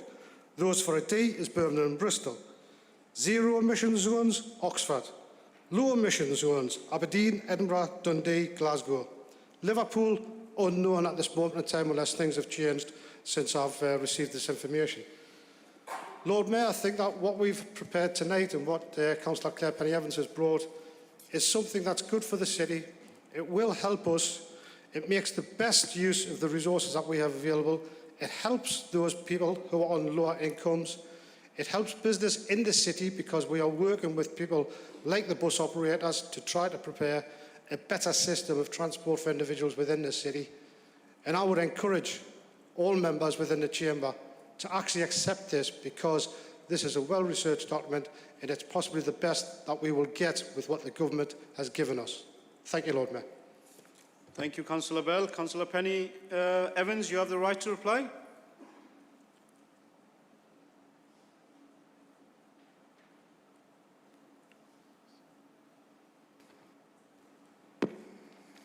Thank you, Lord Mayor. Lord Mayor, I think what I would like to know is if the opposition has a plan, what is the plan? Because throughout all of their conversations, I did not hear what category they would implement. And now, as Councillor Avery said, is it a CAS D? Because they are very critical of a CAS C. And the other ideas that they had, I think I was trying to be quite clear in the beginning when I tried to bring members up to speed on where we'd got to in this, because I did want to stress, and I think I did stress, that the government is only funding measures which address nitrogen dioxide, so not CO2 or carbon dioxide. So when we talk about some of the measures, I think we need to be making sure that we take them out of this. This is a separate entity to some of the other things that we're looking to implement. around, like when Councillor Bell was talking around. So in terms of like park and rides, they're not necessarily going to have the biggest impact on what we need to do around nitrogen dioxide. And I agree that we should be doing more on some of these things. And yes, we would love to look at other things we can implement. But at the end of the day, Lord Mayor, that costs money. And where are we going to get that money from? And where would you like us to cut that money in our present budget from in order to fund these things? So we are doing our best to seek funding from all the different measures that we've got in our Net Zero Action Plan. But Lord Mayor, we had over 19,000 residents in our city take part in the consultation around the Clean Air Zone. I think that was a lot of people who had a lot of opinions. We've listened, we're on board with what they say, and we've come up with this. Thank you, Lord Mayor. Thank you, Councillor Evan. Does Council agree to the report recommendation?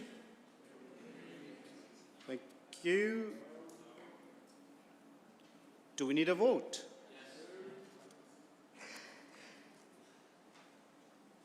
So we will vote. Do we have your devices? Does everybody have your devices?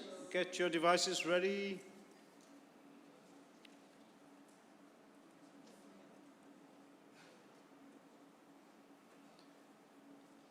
If anybody is unable to use their devices, can I just ask you to raise your hand and I'll come and seek your vote from either way. I'll come to you in a minute, Councillor. Just keep your hands up. There'll be a bit of exercise.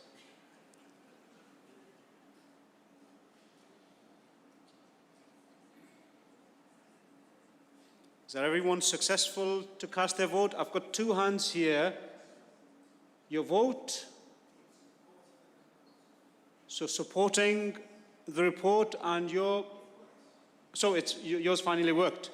So there's one in support on the right-hand side. Yes, Councillor. Okay, you cannot use your device. You're abstaining. 2 abstention. So you can't use your device. In favour? In favour? In favour. So 1, 2, 3, 4 in favour on the right-hand side and 2 abstention. What's that total tally?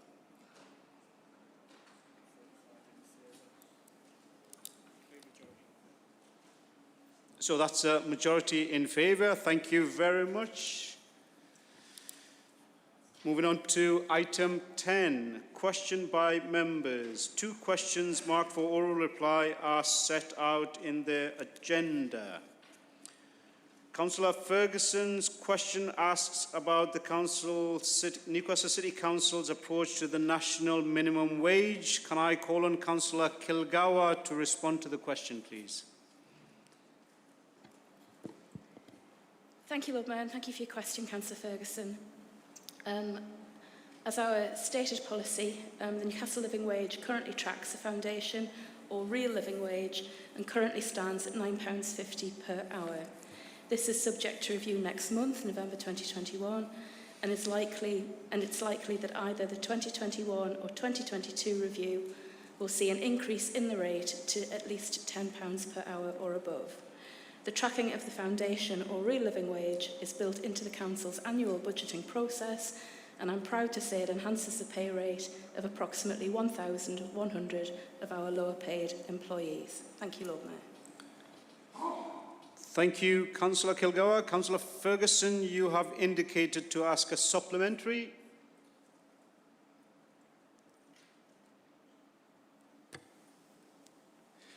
Thank you, Lord Mayor. It seems that politics moves quickly, and since this question was originally drafted at the Labour Party conference, a motion was passed regarding a £15 per hour wage. I'm interested if the Cabinet Member has had any conversations with third-party providers, particularly, for example, in the social care sector, about the feasibility of implementing this. Thank you. Thank you, Councillor Ferguson. I do have another question. Would you like to take both of them? Oh, you take this one first. Okay. You take this one first.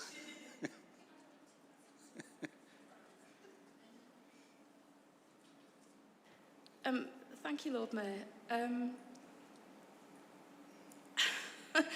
I'm trying to, yeah, right, okay. So there was a voter party conference that was an indicative vote around support of increasing the national living wage. That's not the government's policy. It's not funded by government. We can't implement that until we come to government, which hopefully we will be doing in 2024, at which point a Labour government will properly fund local authorities to implement a national living wage at a higher rate than the current government does, because the Labour Party values those workers who are on some of the lowest paid jobs in the country, including the care workers that you've just mentioned. As you're well aware, the government doesn't currently fund the cost pressure of the national living wage or any increases to it. It's cost millions of pounds of unfunded cost pressures over the last few years. We will work with our social care providers to ensure that we pay the best rate that we can for the services that are provided, to ensure that our most vulnerable residents are looked after in a way that they deserve. Thank you, Lord Mayor. Thank you, Councillor Kilgour. Councillor Ashby indicated to ask a supplementary question. Thank you, Mayor. Is Councillor Kilgour aware of any full-time minimum wage council employee being in receipt of universal credit? Councillor Kilgour to reply. Thank you, Lord Mayor. That's not information that would be appropriate for me to know. That's about individual members of staff. What we do know are that as I've just said in my response to Councillor Ferguson, that by paying the Newcastle living wage, we enhance the pay rate of approximately 1,100 of our lowest paid employees. I think I've already answered that point. Thank you, Councillor Kilgour. We do have another oral question. Councillor Stone's question asks about the Council's policy in relation to the traveller communities. Can I call on Councillor Postlethwaite to respond to the question, please? Councillor Postlethwaite.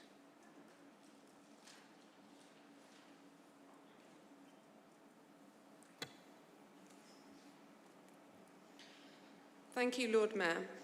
Councillor Stone will already know that in 2013 and 2017, gypsy and traveller accommodation assessments were prepared by the Council with Gateshead Council to support the making of our local plan. The assessments were undertaken independently and they determined the current and future accommodation needs of gypsies, travellers and travelling show people. Members of the traveller community were interviewed as part of the 2017 assessment. The result of those assessments was that there was no identified need for dedicated traveller accommodation sites in Newcastle. It's based on these assessments that there are currently no dedicated sites in the city. However, Policy CS12 within the local plan sets out the key considerations for identifying such a site if the need arises. These considerations include site proximity to services and to existing communities to encourage social inclusion and sustainable patterns of living. As the 2017 survey is nearly 5 years old, and in consideration of the travellers that came to Newcastle earlier this year, we as a council will consider the requirements again, and this will form part of our local plan evidence. This new assessment had been scheduled for later in 2022, but will be brought forward to early next year. This time, the study will also consider the experience of these communities in terms of their access to different types of housing, their experience of accommodation, and their experience of associated support services. Sitting alongside the local plan, we have developed a local protocol to guide our response to unauthorised encampments, which was implemented in March 2021. The guiding principles of the protocol are balanced consideration of all encampments on their own merits, equal consideration to the rights of travellers and the settled community, and proportionality of all actions. Welfare assessments are carried out on all travellers who set up unauthorised encampments in Newcastle. These assessments are carried out by an officer from the community safety team and they inform the council's actions.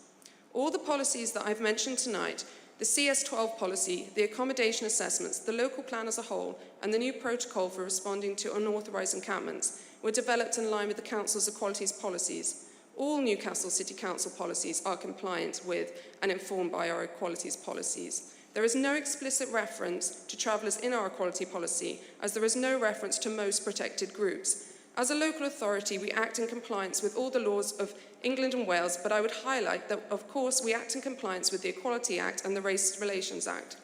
I hope my response has been helpful, and I pay tribute to the work of Councillor Claire Penny-Evans in this area. Thank you, Lord Mayor. Thank you, Councillor Postlethwaite. Councillor Stone has indicated to ask a supplementary question. Councillor Stone. Oh, I'd like to do this on now. Thank you. Thank you to Councillor Postlethwaite for the response to that question. I was motivated to raise it because of, as Councillor will be aware, there has been a number of recent traveller encampments emerge in the city, and it is a concern to many people. Not that they are here; they can cause some local tensions. But the issue, as I see it, is the need for the council to have an appropriate policy and appropriate provision. So, can I ask Councillor Postlethwaite to confirm that the council's policy is set to change on this? Because in July, the council spokesman said in response to comments by Councillor Story that the council had comprehensively assessed the need for specific types of travellers back in 2017 and saw no need to change that now. The question I'm asking loudly and clearly here tonight is this now a change of policy, and do you consider there is a need for provision in the city? Thank you, Councillor Stone. Councillor Postlethwaite, if you want to respond to that first. Are there any other supplemental questions? There are, but you will have to answer this one first. You've got to take them individually, so I have been informed. Thank you. As a new cabinet member, I did not know that. I think I was very clear. I've said that the review will take place early next year. We had already planned a review late next year, and we've brought it forward as there have been, as you say, travellers in the city this year. So I think the council's being responsive to circumstances. Thank you. We do have two more people who have indicated. Firstly, Councillor Taylor for a supplementary question on this. Thanks to Councillor Postlethwaite for her answer. I am very pleased to hear there's going to be a review. But I just want to go back to the incidents that happened over the summer in my ward. These were travellers who had sick relatives at the Freeman Hospital, and I think there was a huge amount of sympathy for that situation.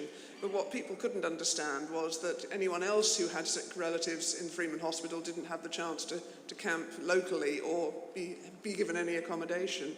And they also couldn't understand why there was no protocol to help these travellers go to the recommended site in Gateshead. When I made that inquiry, I was told we couldn't actually refer people to the Gateshead site. In retrospect, do you think that was an admission from the council's policy? Thank you. Respond to that question, please. Thank you, Lord Mayor, and thank you for the question. Yes, I had seen some social media from the Liberal Democrat councillors in Dean and South Gosford wards, so I'm aware that councillors wanted this group of travellers moved quickly to Gateshead, but as I'm not the cabinet member in this area, actually, Councillor Claire Penny-Evans is, so perhaps it's out of turn for me to pass much comment on it, but I think it is probably right that the council worked with Urban Green to support those travellers. The council always does welfare assessments of travellers, as I said, as part of our policy. So no, I would say, in my opinion, I think we did well to support that group of people who wanted to be near their ill relative and visit them while they were in hospital. Thank you, Councillor. You do have one more question from Councillor Morrissey.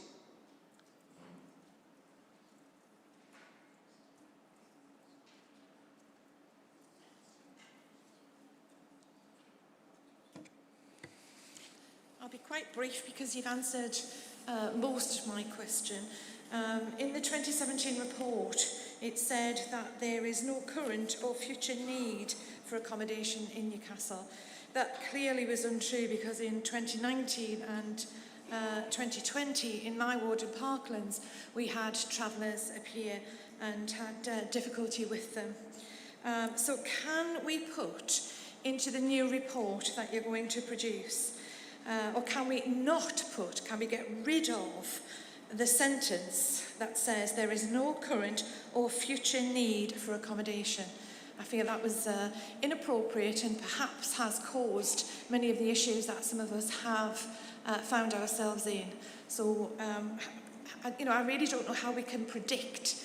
The 2017 report was supposed to have 5-year incremental reports to it. So in 2022, I'd like to see one that deals with what the current issue is and also makes available any further accommodation that might be needed. Thank you. Thank you, Councillor Morrissey. Councillor Postlewaite to respond.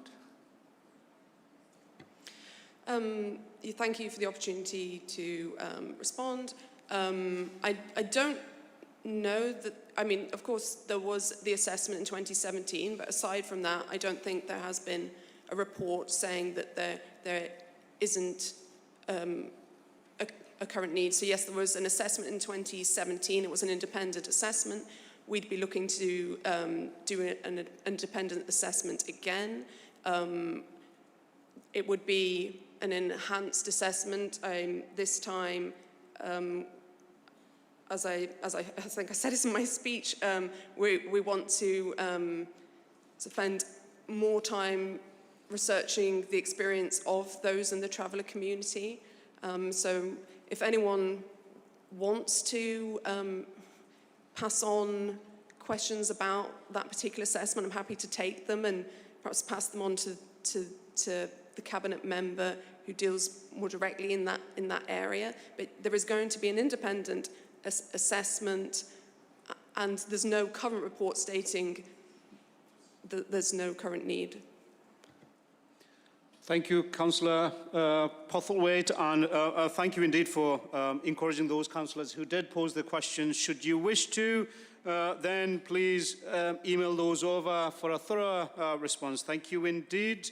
Moving into item 11A, Cabinet Members' Report. Can I call on Councillor Bell to introduce the Development, Neighbourhood and Transport Report, please?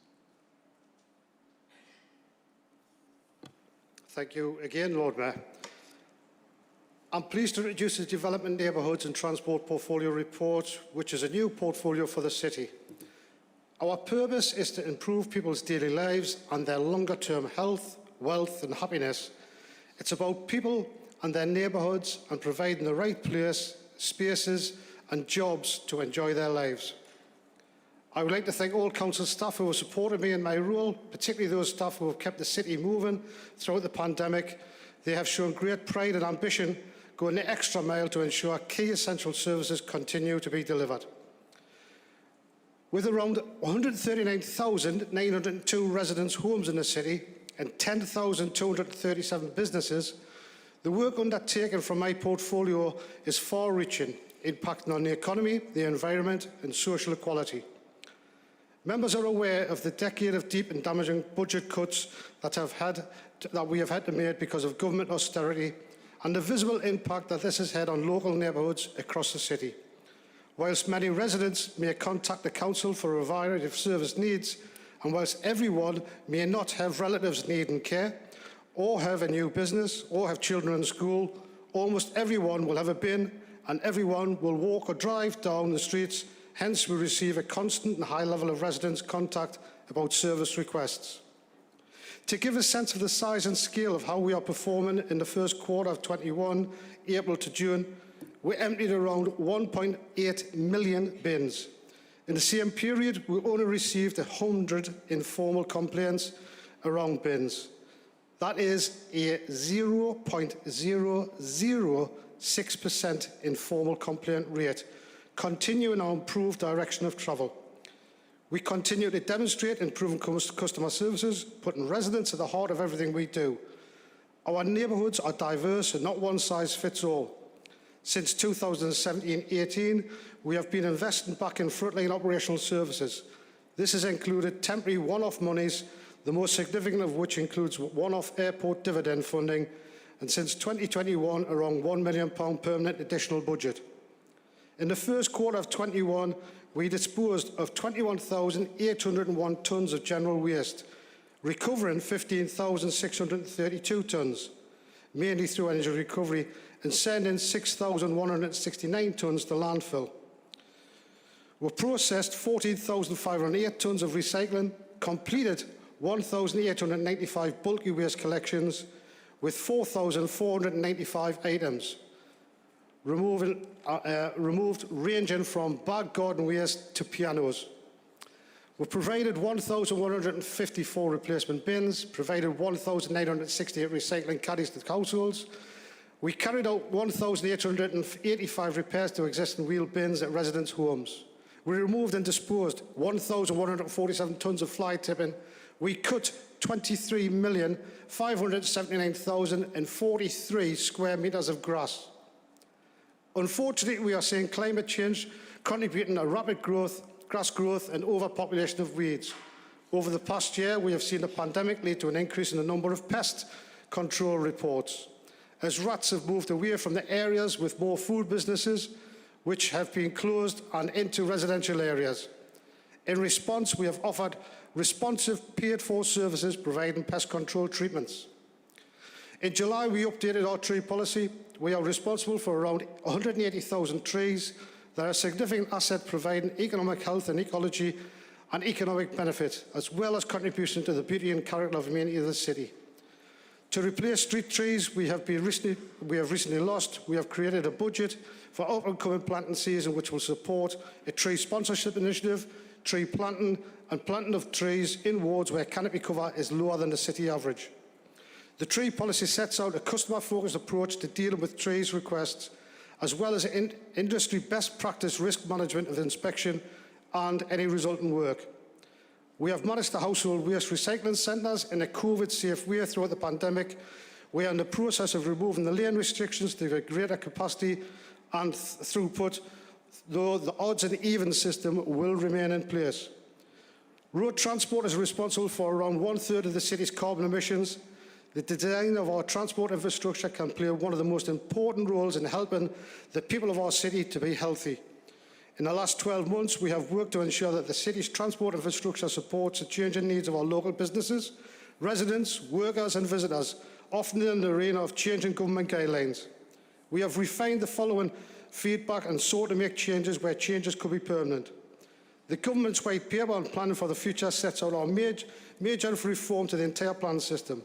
If this legislation is passed, it will lead to more houses being built with reduced or removed rights of residents to object applications. The Developers Charter removes Section 109 and SIL monies. Payments for infrastructure were replaced with a national levy.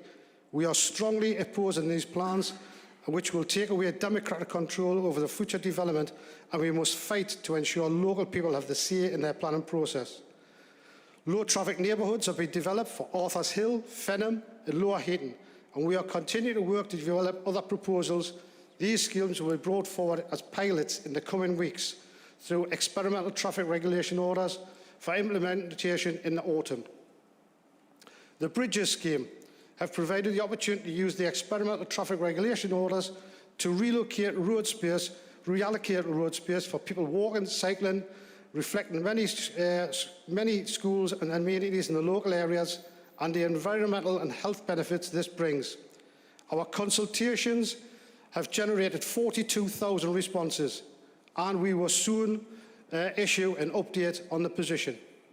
The e-scooter trailers provide an opportunity to understand the role of e-scooters may play in helping the city become carbon neutral by 2030. In the coming weeks, we will be engaging members about a second phase of the deployment, which was planned to take place, expanding the service areas and number of scooters. We are working with the public transport operators in their support of recovery from the pandemic and to rebuild public transport growth to avoid the increase in reliance on private vehicles. The proposals for a city centre transformation and the removal of buses from Blackett Street is a major change for bus operations. Work has been ongoing with the bus loop surrounding the city centre for a number of years. Junction upgrades most recently completed as part of Barrett Bridge scheme, and the further junction improvements being planned. Councillor Bell, can I remind you, you've already had 5 minutes to introduce the report. If you could wind up and be prepared for questions.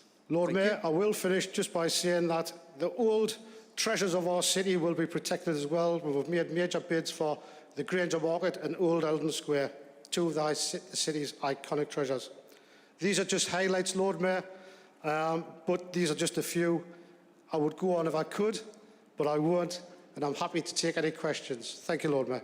Thank you very much, Councillor Bell. Can I invite Councillor Kane, please?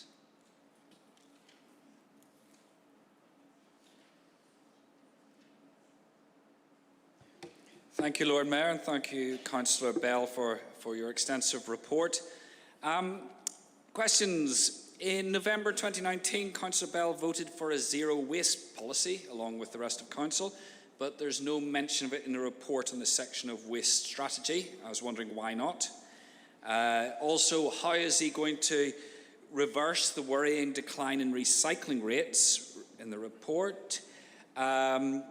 In 2012, as I mentioned before, Council, including many of us here, voted for the cycle plan for 2012 to 2021, which should be finishing soon. So perhaps you could explain why there's no update on the progress of the implementation of that plan. Maybe you could comment on why there's no mention of school streets, given the prominence they were given in many election leaflets during the election period, and then the silence afterwards. And given the flooding in quite a few parts of the city, does he wish to reconsider his previous comment that we had plenty of sustainable drainage in the city? Thank you, Lord Mayor. Thank you. Councillor Bell, would you like to take all the questions at the end or one at a time? Okay. Can I invite Councillor Lambert, please? To be followed by Councillor Campion. Thank you, Lord Mayor. My question is clear and succinct. From your portfolio perspective, Jed, how can we make city neighbourhoods more safer? Thank you. Councillor Campion, to be followed by Councillor Shotwell. Thank you, Lord Mayor. I was disappointed from the report that there was very little mention of the plan to actually solve the road and pavement backlog. I very regularly get emails from residents who are massively concerned about the poor quality of pavements and the safety hazard they present. Therefore, can the Cabinet member detail his plan for fixing Newcastle's pothole and pavement quality crisis, and will he commit to a radical plan that will solve the £184 million backlog? Thank you. Thank you, Councillor Campion. Councillor Shotwell, to be followed by Councillor Ashby.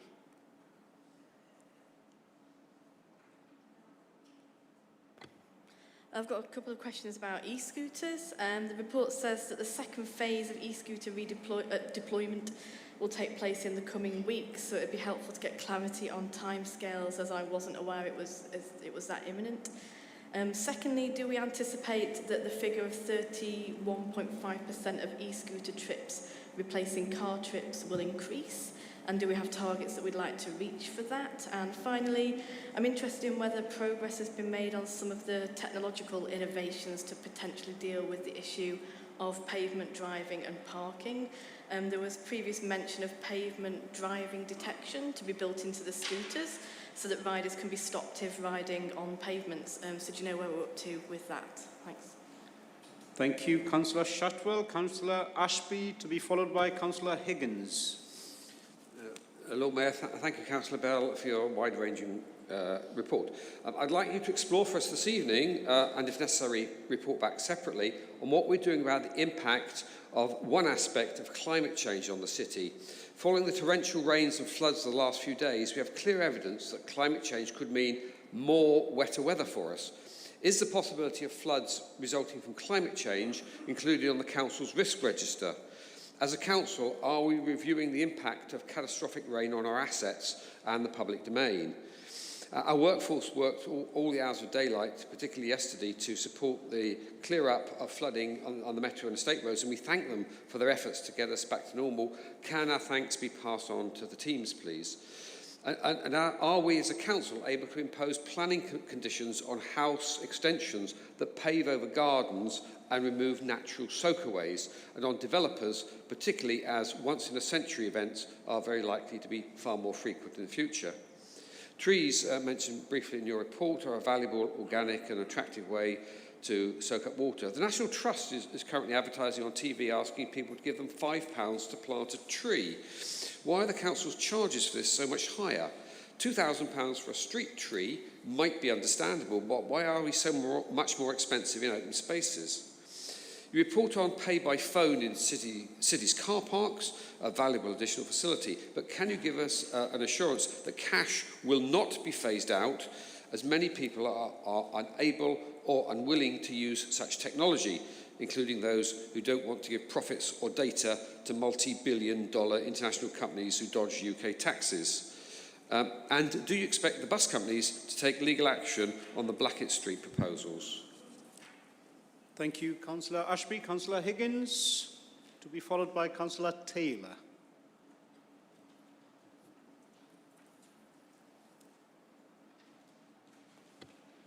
Yes, thank you, Lord Mayor. I think the theme of my question to the Cabinet Member will be predictable not only to Councillor Bell, but also predictable to the media who are present in the room this evening. So can I thank Councillor Bell for his report, which outlines many of the exciting developments taking place in the city, and in particular his report makes reference to the importance of major events to our local economy, which of course has been through such a difficult time. And of course we recently had the very successful Rugby League Magic Weekend, which attracted record crowds and brought tremendous income into the city. I think it's been estimated in the past at something like £5 million. Would Councillor Bell therefore like to join me in applauding the outstanding success of this event and all the visitors it attracted to our city, and join me in doing our utmost to make sure that we attract the Magic Weekend back to its spiritual home of St James Park next year? Thank you, Lord Mayor. Thank you, Councillor Higgins. Councillor Taylor. Thank you, Lord Mayor. My questions relate to waste. I think the report says that we've actually collected more waste than ever before, which actually goes against the aim of waste reduction, and yet the percentage recycling has gone down. And I just wondered how much of that is related to the contamination of communal bins, and if so, what's going to be done about that? Are you going to stop the alternate day drop-off at our waste recycling centres, which can cause confusion to drivers and perhaps reduce the amount of waste being recycled?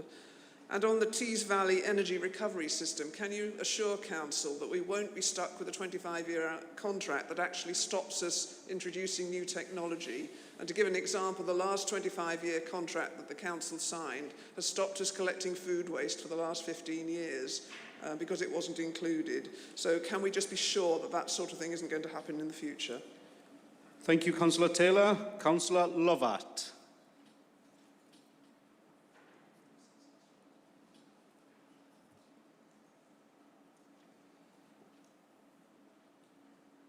Thank you, Lord Mayor. Graffiti is a real problem across the city right now. I'm aware there's no legal time limit for the removal of graffiti and fly posters from the council's own buildings, and that council aims to remove all hate speech and offensive racist and sexist graffiti within 2 working days of it being reported. Councillor Bell states on page 2, paragraph 4 of the report, teams respond quickly to the removal of offensive graffiti. Could Councillor Bell define quickly as could mean today, tomorrow, within a week?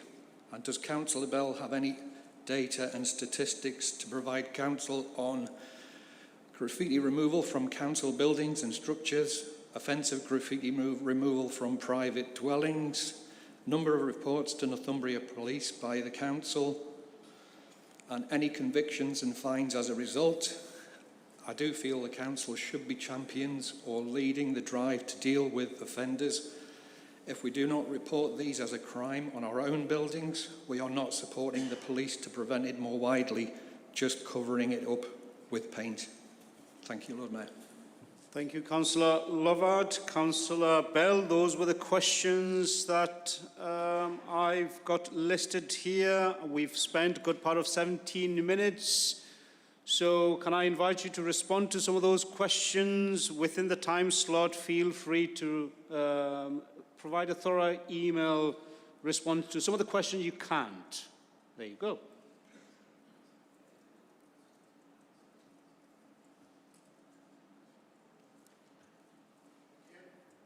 Thank you, Lord Mayor. And I thank colleagues for the range of questions out there, even though there's probably too many to get through in one go of the night. So I would love to take more time of council, but I'm sure that we all have other pressing subjects that we want to get onto. So I will try to cover as many as possible.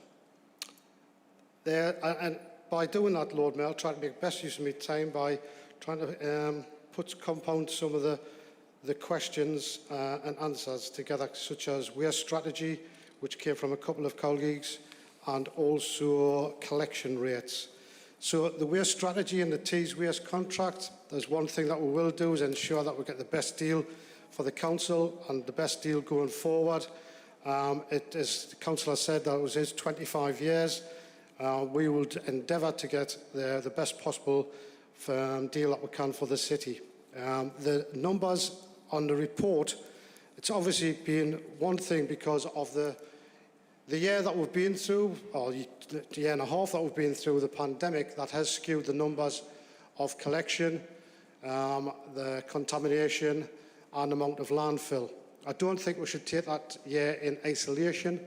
I do believe that the figures were actually going in the right direction, but that doesn't mean to say that we're changed. Was there a specific reason for contamination? Yes, more people spending time at home, overfilling bins. There was particular issues in houses of multi-occupation areas, and there was also particular issues in some student areas. The student issue has been addressed as far as I'm concerned, and we will continue to work with the students' union and student officials to ensure that we can get back to even better the position that we were in with the responsible landlords, the students' union and the universities. School streets, very important question. Glad to say that we have actually had a trial of a school street, and the response has been absolutely fantastic from the school that took part. We were determined, we were under the impression that before COVID there would have been a number of school streets and we would have been able to launch them all together. Unfortunately, with the impact of COVID, with the fact that a lot of people, as we know, statistically went back to their own private motor vehicles, and there was also a certain unease with some of the schools that have put their names forward, that they have approached the council and asked if they could be delayed and see what impact there is on other areas where the school streets will be coming in. Glad to say that we have started conversations with all, or definitely most of the schools that had initially put their names forward, and the interest is still there. It's just taken some support to get that back to where we were pre-COVID, but I'm sure that there will be good news coming in the very near future with more school streets. Flooding and SUDs have a habit of getting misquoted by certain individuals within the chamber. What I've said in the past is that there is more imaginative use of SUDs. Great example is possibly the SUDs that we see on the Helix complex, the old brewery site, which is fantastic, not only for testing, but also for determining more improvements that can be brought into SUD areas within the planning application as they come in.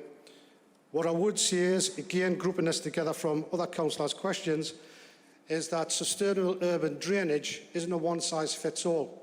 And as a council, we do have a fantastic record of ways that we've used imaginative SUDS interventions in certain areas. And one of them is predominantly in an area which is covered by opposition members, which imaginatively uses a golf course to contain water in flood times, especially flash flood times. And I would agree that once we used to talk about once in 100 years, then we'll start to talk about once in 50 years, then once in 20 years. Now it's down, and SUDs are even more important, and they will continue to play an important role. I'm glad to see that as a planning authority, it's taken very carefully and considered very carefully throughout each planning application, and those members of the planning committee should be applauded for doing that. It is one way that we can help, but again, other ways that we can help is by some of the preventions that we hear coming to this chamber and trying to make sure that we are playing our part to be a carbon-free city by 2030 and encouraging other cities and indeed leading by example for other countries to follow that example, because SUDS and effects such as SUDS that we implement will not stop the problem that is coming to all of us. So I would actively encourage all members to use the good examples that's being put forward, but then also to actively encourage other people to do more. Broken pavements and potholes, well, can I say one thing on this, that the City Council is still paying off the capital debt that a past administration actually brought upon us. So that actually doesn't help us to do that.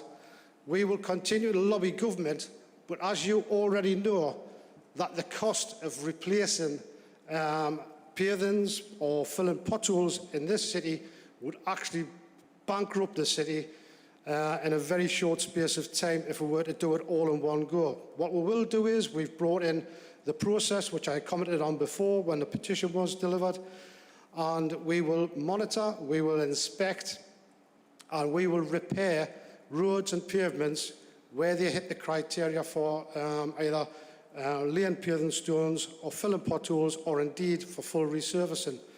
I will say that because we prioritised some of the main roads, that area has been covered well, but attention now has went on to some of the minor roads, so hopefully that will improve as well. But without government assistance, there is absolutely no way that a quick win can be made on paving stones.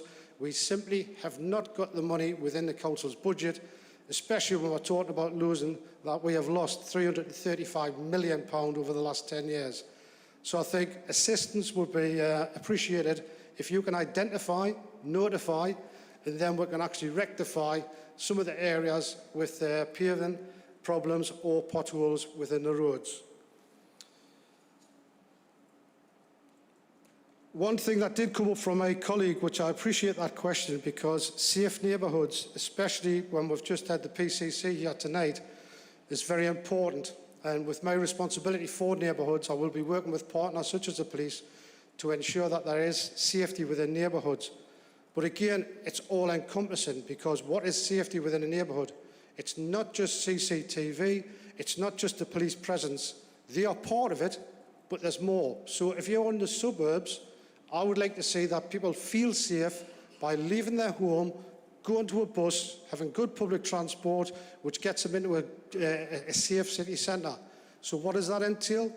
It entails things like good street lighting and CCTV where required. It also means that we work with the bus companies to ensure that there is reliable bus services on a good timetable, but also that the bus stop shelters are also safe and people feel that they can actually use the bus service public transport systems. When you get into the city centre, what does that mean? It means CCTV. It means that we have a city centre which is well designed, and the city transformation project is taking that into account. But also, again, with the planning authority and the planning committee, we're ensuring that where planning applications come in, that they actually meet a standard that we would accept as a safe application for the city and will add to the city what we're trying to do.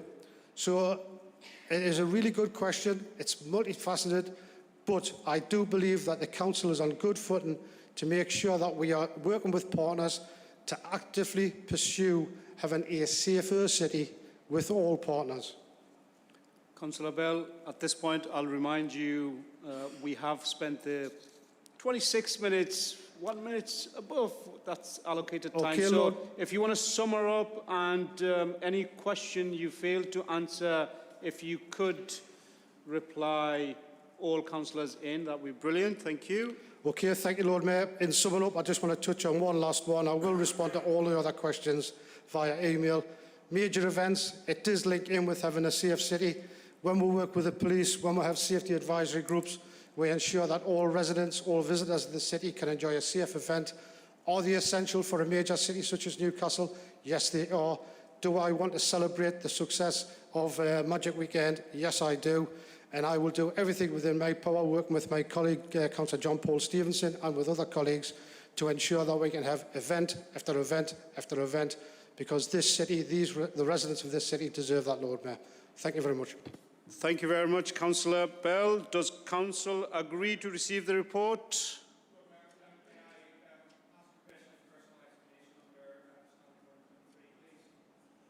That was a question. May you ask a question? Yes, you may.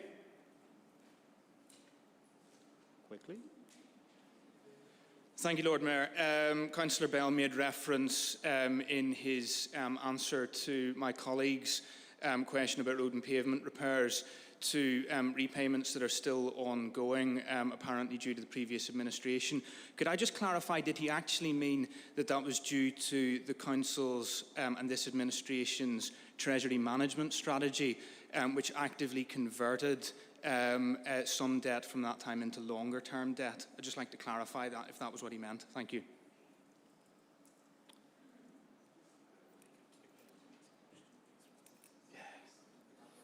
Thank you, Councillor.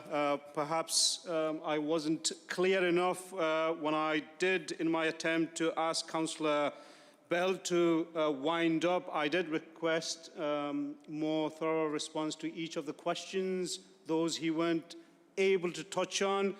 Can I ask Councillor Bell to bear this particular point in when you're responding? Thank you very much. Can we move, does Council agree to receive the report? Thank you. Moving on to...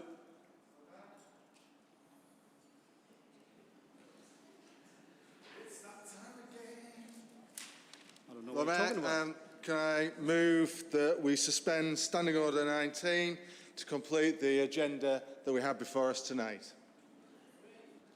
Do you have a seconder for that? I see you do. Is this agreed? No. Lord Mayor, can we go to the vote, please? Thank you. Can we vote? On your devices.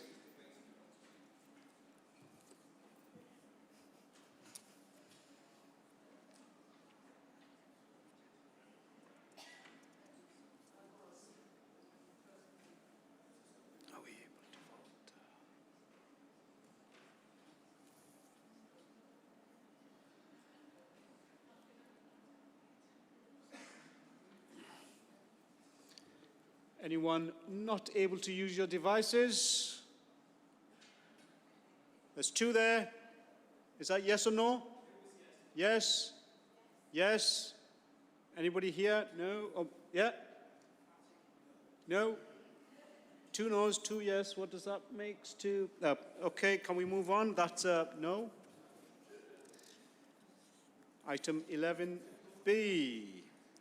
Housing and Regulatory Service Cabinet Member Report. Can I call on Councillor Hobson to introduce the report, and can I remind councillors to ask questions when you're asked on this item rather than speeches, please? Councillor Hobson, whenever you're ready. Thank you, Lord Mayor. This is my first portfolio report covering both housing and regulatory services.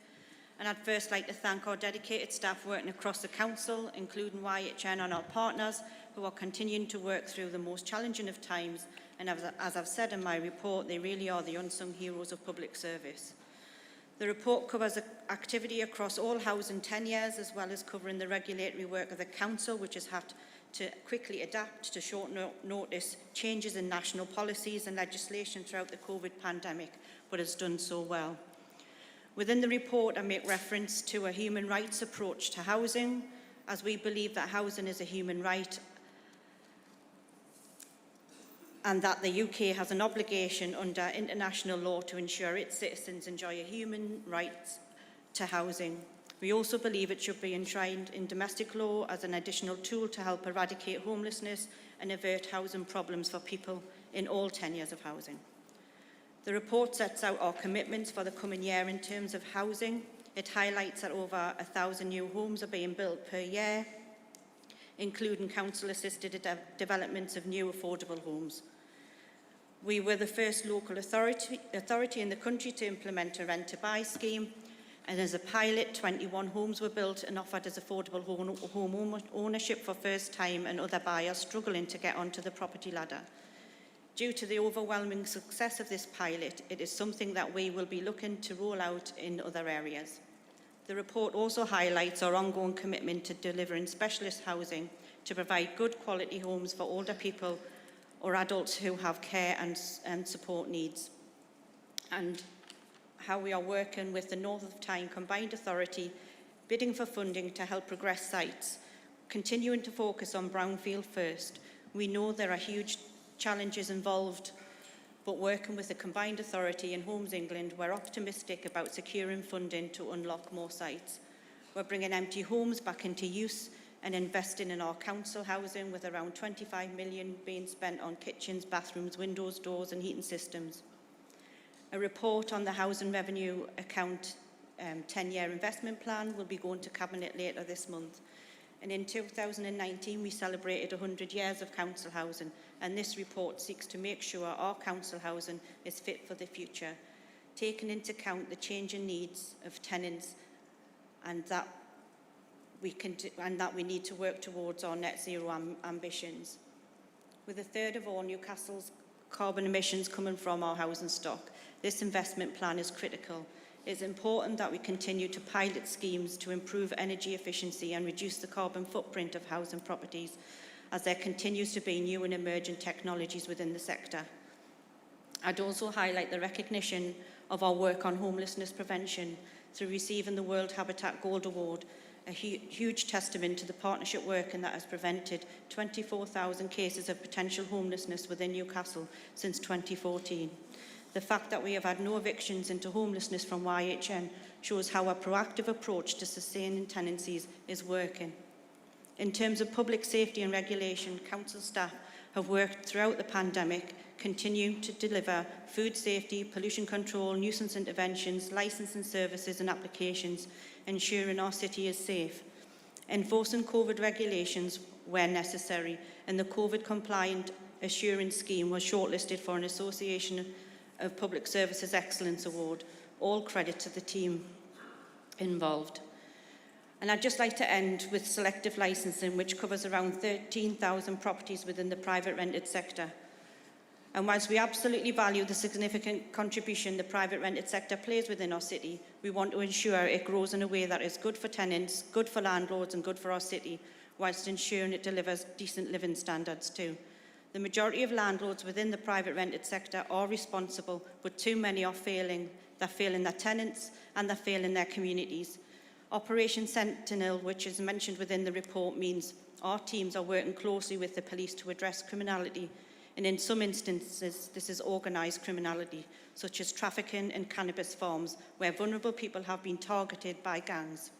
The use of enforcement powers and through sharing intelligence with the police, it has led to prosecutions. Using all the powers available through the selective licensing is allowing us to drive up standards within the sector through support and training where appropriate, but to also take enforcement action where needed.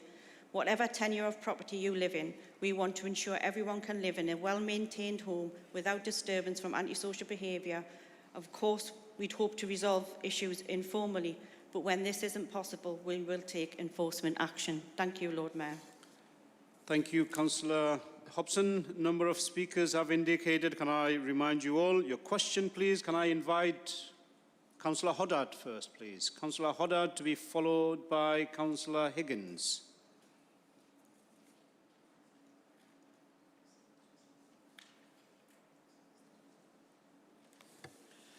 Thank you, Lord Mayor. My question to the Cabinet Member for Housing is that in your report you state you're looking to fund new ways to insulate existing properties. Would you be able to give us some examples of the types of new insulation that you're looking at, and how much this insulation has been contributed to housing projects in Newcastle by the Social Housing Decarbonisation Fund, as this would also help with energy efficiency? Thank you. Thank you. Councillor Higgins, to be followed by Councillor Morrissey.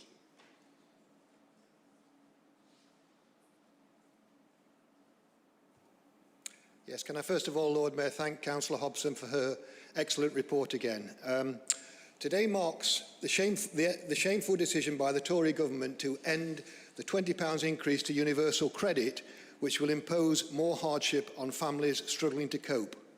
And with the likely increased cost of utilities during the winter months, then many households will face a perfect financial storm.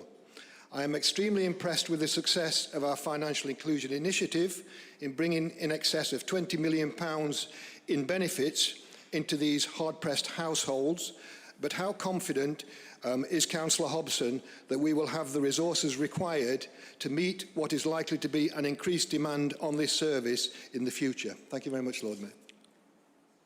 Thank you very much, Councillor Higgins. Councillor Morrissey, to be followed by Councillor Ellis. Thank you, Lord Mayor. Thank you for the report, Councillor Hobson. I was very interested to read on page 2 of the report that 240 new affordable houses are programmed for completion by March 2022. Can you tell me how many of these will be 2 or 3 bedroomed, please? And are there any 4-bedroomed properties proposed for larger families? Thank you. Thank you, Councillor Morrissey. Councillor Ellis, followed by Councillor Taylor. Thank you, Lord Mayor, and thank you, Councillor Hobson, for this report. Natasha's Law comes into effect this month to give added protection for food allergy sufferers. Now, mislabelling and ignorance about the dangers of food allergies can cost lives. What are we as a council doing to raise the awareness of allergy issues? Thank you, Councillor Ellis. Councillor Taylor, to be followed by Councillor Avery. Thank you, Lord Mayor. My question was about homelessness. I was very interested in the idea of a human rights approach to homelessness, but what I wasn't clear about was exactly what measures would be introduced that would be new. How is this approach actually going to be implemented? Certainly I'm very much in favour of it, but just like more detail. Thank you, Councillor Taylor. Councillor Avery, to be followed by Councillor Ashby. Thank you, Lord Mayor. My question also relates to homelessness. One of the few positive things that's happened during the COVID pandemic was the success of the All In initiative and the massive progress that was made in getting people off the streets who were homeless into accommodation. I was wondering if the Cabinet Member can tell us more about what lessons we learned from that, how that's informed our housing first approach to homelessness, and the sorts of benefits it's brought to people, and just more detail on how we intend to expand that going forward. Thank you, Lord Mayor. Thank you, Councillor Avery. Councillor Ashby, to be followed by Councillor Powers. Lord Mayor, thank you, Councillor Hobson, for your report. I have a couple of questions on private housing. To retain more graduates in the city, we need a good supply of private rented housing. At the moment, officers are unable to tell me how many such properties are occupied by young professionals. Do you have any plans to include such people and properties in housing strategies, or is it solely a matter for the private sector, in which case can the council generate demand information? Under the property licensing scheme, what's happened to the residents of the 14 properties who refused a licence so far, and what happens to the then empty properties? Thank you, Councillor Ashby. Councillor Powers. Thank you, Lord Mayor. I note in the report that there's £25 million being invested in council housing this year, and a total of £12 million secured against reducing the carbon footprint for 2,100 council houses, an application for a further £2 million to support a further 600. While this will be congratulated, as we know, it plays an important role in releasing the aim of realising the aim of a carbon neutral society. However, so that we can properly understand the scale of the challenge, can the Cabinet Member advise how much money will the government need to provide to decarbonise every single one of our, I think, around 26,000 council houses? Unfortunately, I suspect the answer might also show the scale of the finance we need in the private rented sector, as well as for private homeowners as well. Thank you, Councillor Powers. Those were the questions. Councillor Hobson, whenever you're ready.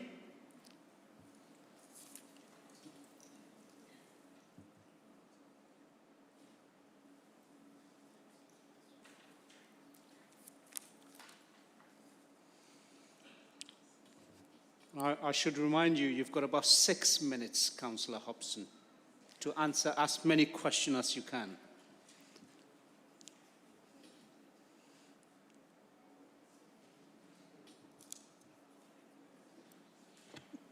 Thank you, Lord Mayor. First of all, Councillor Huddart, I don't have information on the types of insulation, but I'm sure that I can ask officers for more information to be passed on, so you can be assured that of all the different types of insulation that's being looked into. In terms, and Councillor Higgins was on universal credit. Absolutely. I think you're absolutely right to be concerned about the impact of universal credit, and it's a shame we probably won't get to hear the debate on that later on later on the agenda. But I'm sure everybody in this council chamber shares those concerns. Now is absolutely not the right time to take away this, what has been a lifeline to many families. As you mentioned, we've got increase in energy and food costs, and national insurance rises looming. The report does set out some of the support that's being given to tenants through IHN and through the private rented service in terms of support in accessing additional benefits through our financial inclusion work. But I think this council's well placed, and YHN's well placed too, with the work that we've already done through the financial inclusion team and the Homelessness Prevention Forum. It puts us in a good place. We've got very good knowledge and very good information, and we have been proactively targeting those people who will be impacted. We've got that knowledge to go out and start those early conversations with them, and not to wait until they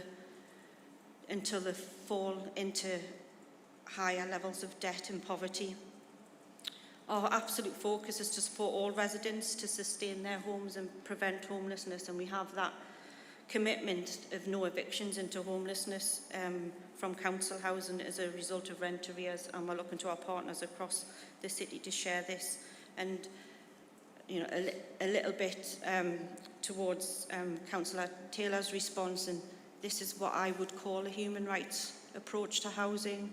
A human rights approach to housing would mean, if we had that enshrined in our law here, it would mean that the government would have to properly fund the services that we need, and not doing piecemeal and having local authorities bidding against local authorities for funding and short-term fixes. We'd have long-term sustainable solutions to housing and homelessness issues, and our rough sleeping too. What else did I have on here? A question about the range of houses being built. Do we have 2, 3, 4 bedroom properties? I don't know the figures off the top of my head. I can't tell you how many are 2, how many are 3, and how many are others. I can get that information for you, but just to be assured that we're looking to provide a diverse and wide-reaching, diverse options of houses. That's not the right word that I'm looking for, but you know what I mean. A good mix of tenure and build across the city. The question on allergy awareness. I mean, it's absolutely tragic that things like this only ever really come to light when there is something devastating happens, and whether that be around Natasha or in this city last year, the death of a young man in Newcastle. The majority, I'm aware that the majority of food allergy issues that come into the reports that come into the council are in the age range of the 17 to 30-year-olds, so in the younger age range. Say that now as a not younger person, and it's for the majority are also related to takeaways or food being sourced in bars and restaurants. And there seems to be a bit of lack of confidence in people being able to speak about their allergies, making it known to their friends who they're out with that they have an allergy. And with the influx of students coming to the city this year, we've been working with North East Ambulance Service and Newcastle and Northumbria University to really start getting this message out around allergy awareness, and saying to young people, don't feel awkward, anybody, but especially young people, don't feel awkward about talking about your food allergy. Food businesses are legally required to make allergen information available, and I hope that Natasha's law will help in this. And yeah, I'm sorry, don't know how much time I've got left, Lord Mayor, but... Yes, this is the time you need to wind up. All right, well... I don't think anybody has heard, but the guillotine has actually fallen. So let's conclude this particular agenda in order to move on. Thank you, Lord Mayor. I will provide responses. Thank you very much. And can I remind all council colleagues, when chairing this meeting, my channel of vision tends to be straight away. But you know what? I do have ears observing both the section, and what I don't appreciate is when somebody is presenting a report or posing a question for anybody to be having conversation. It is so unprofessional and it's distracting. So bear that in mind. That's a reminder to each and every one of you. So we will have to deal with the rest of the agenda, and it appears, of course, we won't have the opportunity to debate. Moving on to item 13, notice of motion. Can I ask Councillor Smith, who was to be moving this motion, and the seconder was Lawrence Hunter, if you wish to deal with this tonight or defer? That was a defer? Thank you. Item 14, notice of motion, keep the £20 lifeline to universal credit. Can I ask Councillor Holland, who was to move this motion, to be seconded by Councillor McCarthy, if you wish to deal with this or defer? Deal with it tonight. Thank you very much. Can we just come back to this? The Deputy Lord Mayor has made me aware I might have missed an agenda. Thank you very much. Can we just go back to agenda item 12, the appointments? Are the appointments agreed as set out? Thank you very much. Thank you very much, Sheriff, indeed. Now, where was I? Notice of motion number 14. So you want to deal with this tonight. There is no amendment to this, I don't see. So is the motion agreed? Thank you very much. Moving on to item 15, notice of motion, hate crime awareness.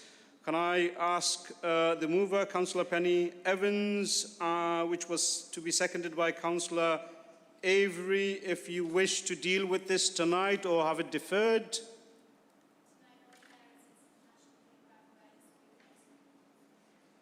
So you'd like to deal with this. I don't see any amendment. So is this motion agreed?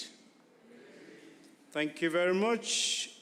Item 16, notice of motion, short-term lets.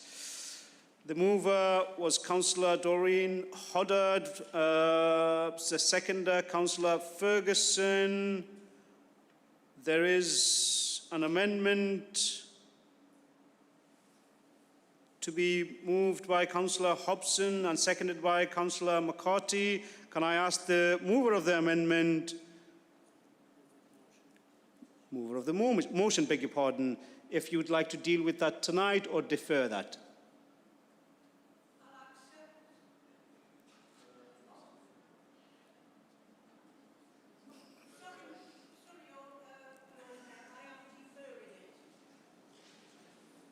So that is deferred. Item 16 is deferred. Thank you. Item 17, notice of motion, use of e-cargo bikes. Councillor Kane was to move this to be seconded by Councillor Stone. Can I ask Councillor Kane if you would like to defer this or have this dealt with tonight? Dealt with tonight, please, Lord Mayor, and I accept the motion. Dealt with tonight, and the amendment is accepted. So is the amendment accepted as the substantive motion? Thank you. Item 18, notice of motion, valuing our children. Councillor Morrissey to move this, Councillor Cott to second this. Can I ask the mover and the seconder if you would like to deal with it tonight or defer? So that is item 18, deferred. Item 19, notice of motion, health and social care levy. Councillor Kilgour to move and Councillor Holland seconding this. Can I ask the mover and the seconder if you'd like to deal with it tonight or defer? Deferring item 19. Item 20, notice of motion, school crossing patrols. Councillor Donnelly to move this, seconding by Councillor Mitchell. Can I ask the mover and the seconder if you'd like to deal with it tonight or defer? Deal with it tonight. There are no amendment to this that I don't see. So is this... Yes, so it was to be seconded by Councillor Mitchell. I've got it here. Is that right? Yes, but she's not here, Lord Mayor, so it's going to be seconded by Councillor Smith. So in their absence, it's going to be seconded by Councillor Smith. Okay. So is this motion agreed? We need a vote. On your devices again, please.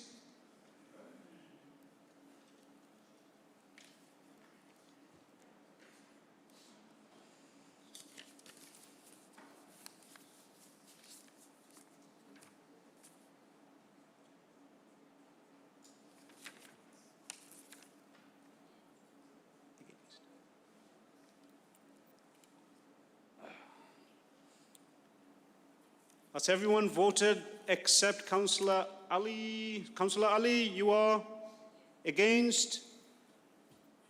4? What's the magic number? Sorry, I couldn't say. So the 31 and 16, so that's a no. Yep. So that was number 20. I'm sorry, I'm losing track of these agendas. Item 20, that motion has been is rejected, so that's a no. Moving on to item 21, notice of motion, unlocking the potential of local high streets. Councillor Powers to move, seconded by Councillor Robinson. Can I ask both the mover and the seconder of this motion if you'd like to deal with it tonight or have it deferred? Deal with it tonight? Okay, I don't see any amendments, so is this motion agreed? Thank you very much. That concludes tonight's meeting. If I could make an announcement. As you know, Council, 22nd of October is Show Racing the Red Cards Wear Red Day National Campaign. This particular year, I have invited the regions, mayors, PCC, members of Parliament, for all to join me at the ceremonial way for 10 a.m. to show our unity and solidarity. We will pose for a picture with Show Racing the Red Card, and I invite each and every one of you, those who are able to attend, do so. If you're unable, then certainly get on your social media using the hashtag Show Racing the Red Card and Wear a Red Day. Can I remind you, the next council meeting is Wednesday, the 3rd of November. Thank you very much. Wish you all good night. Thank you.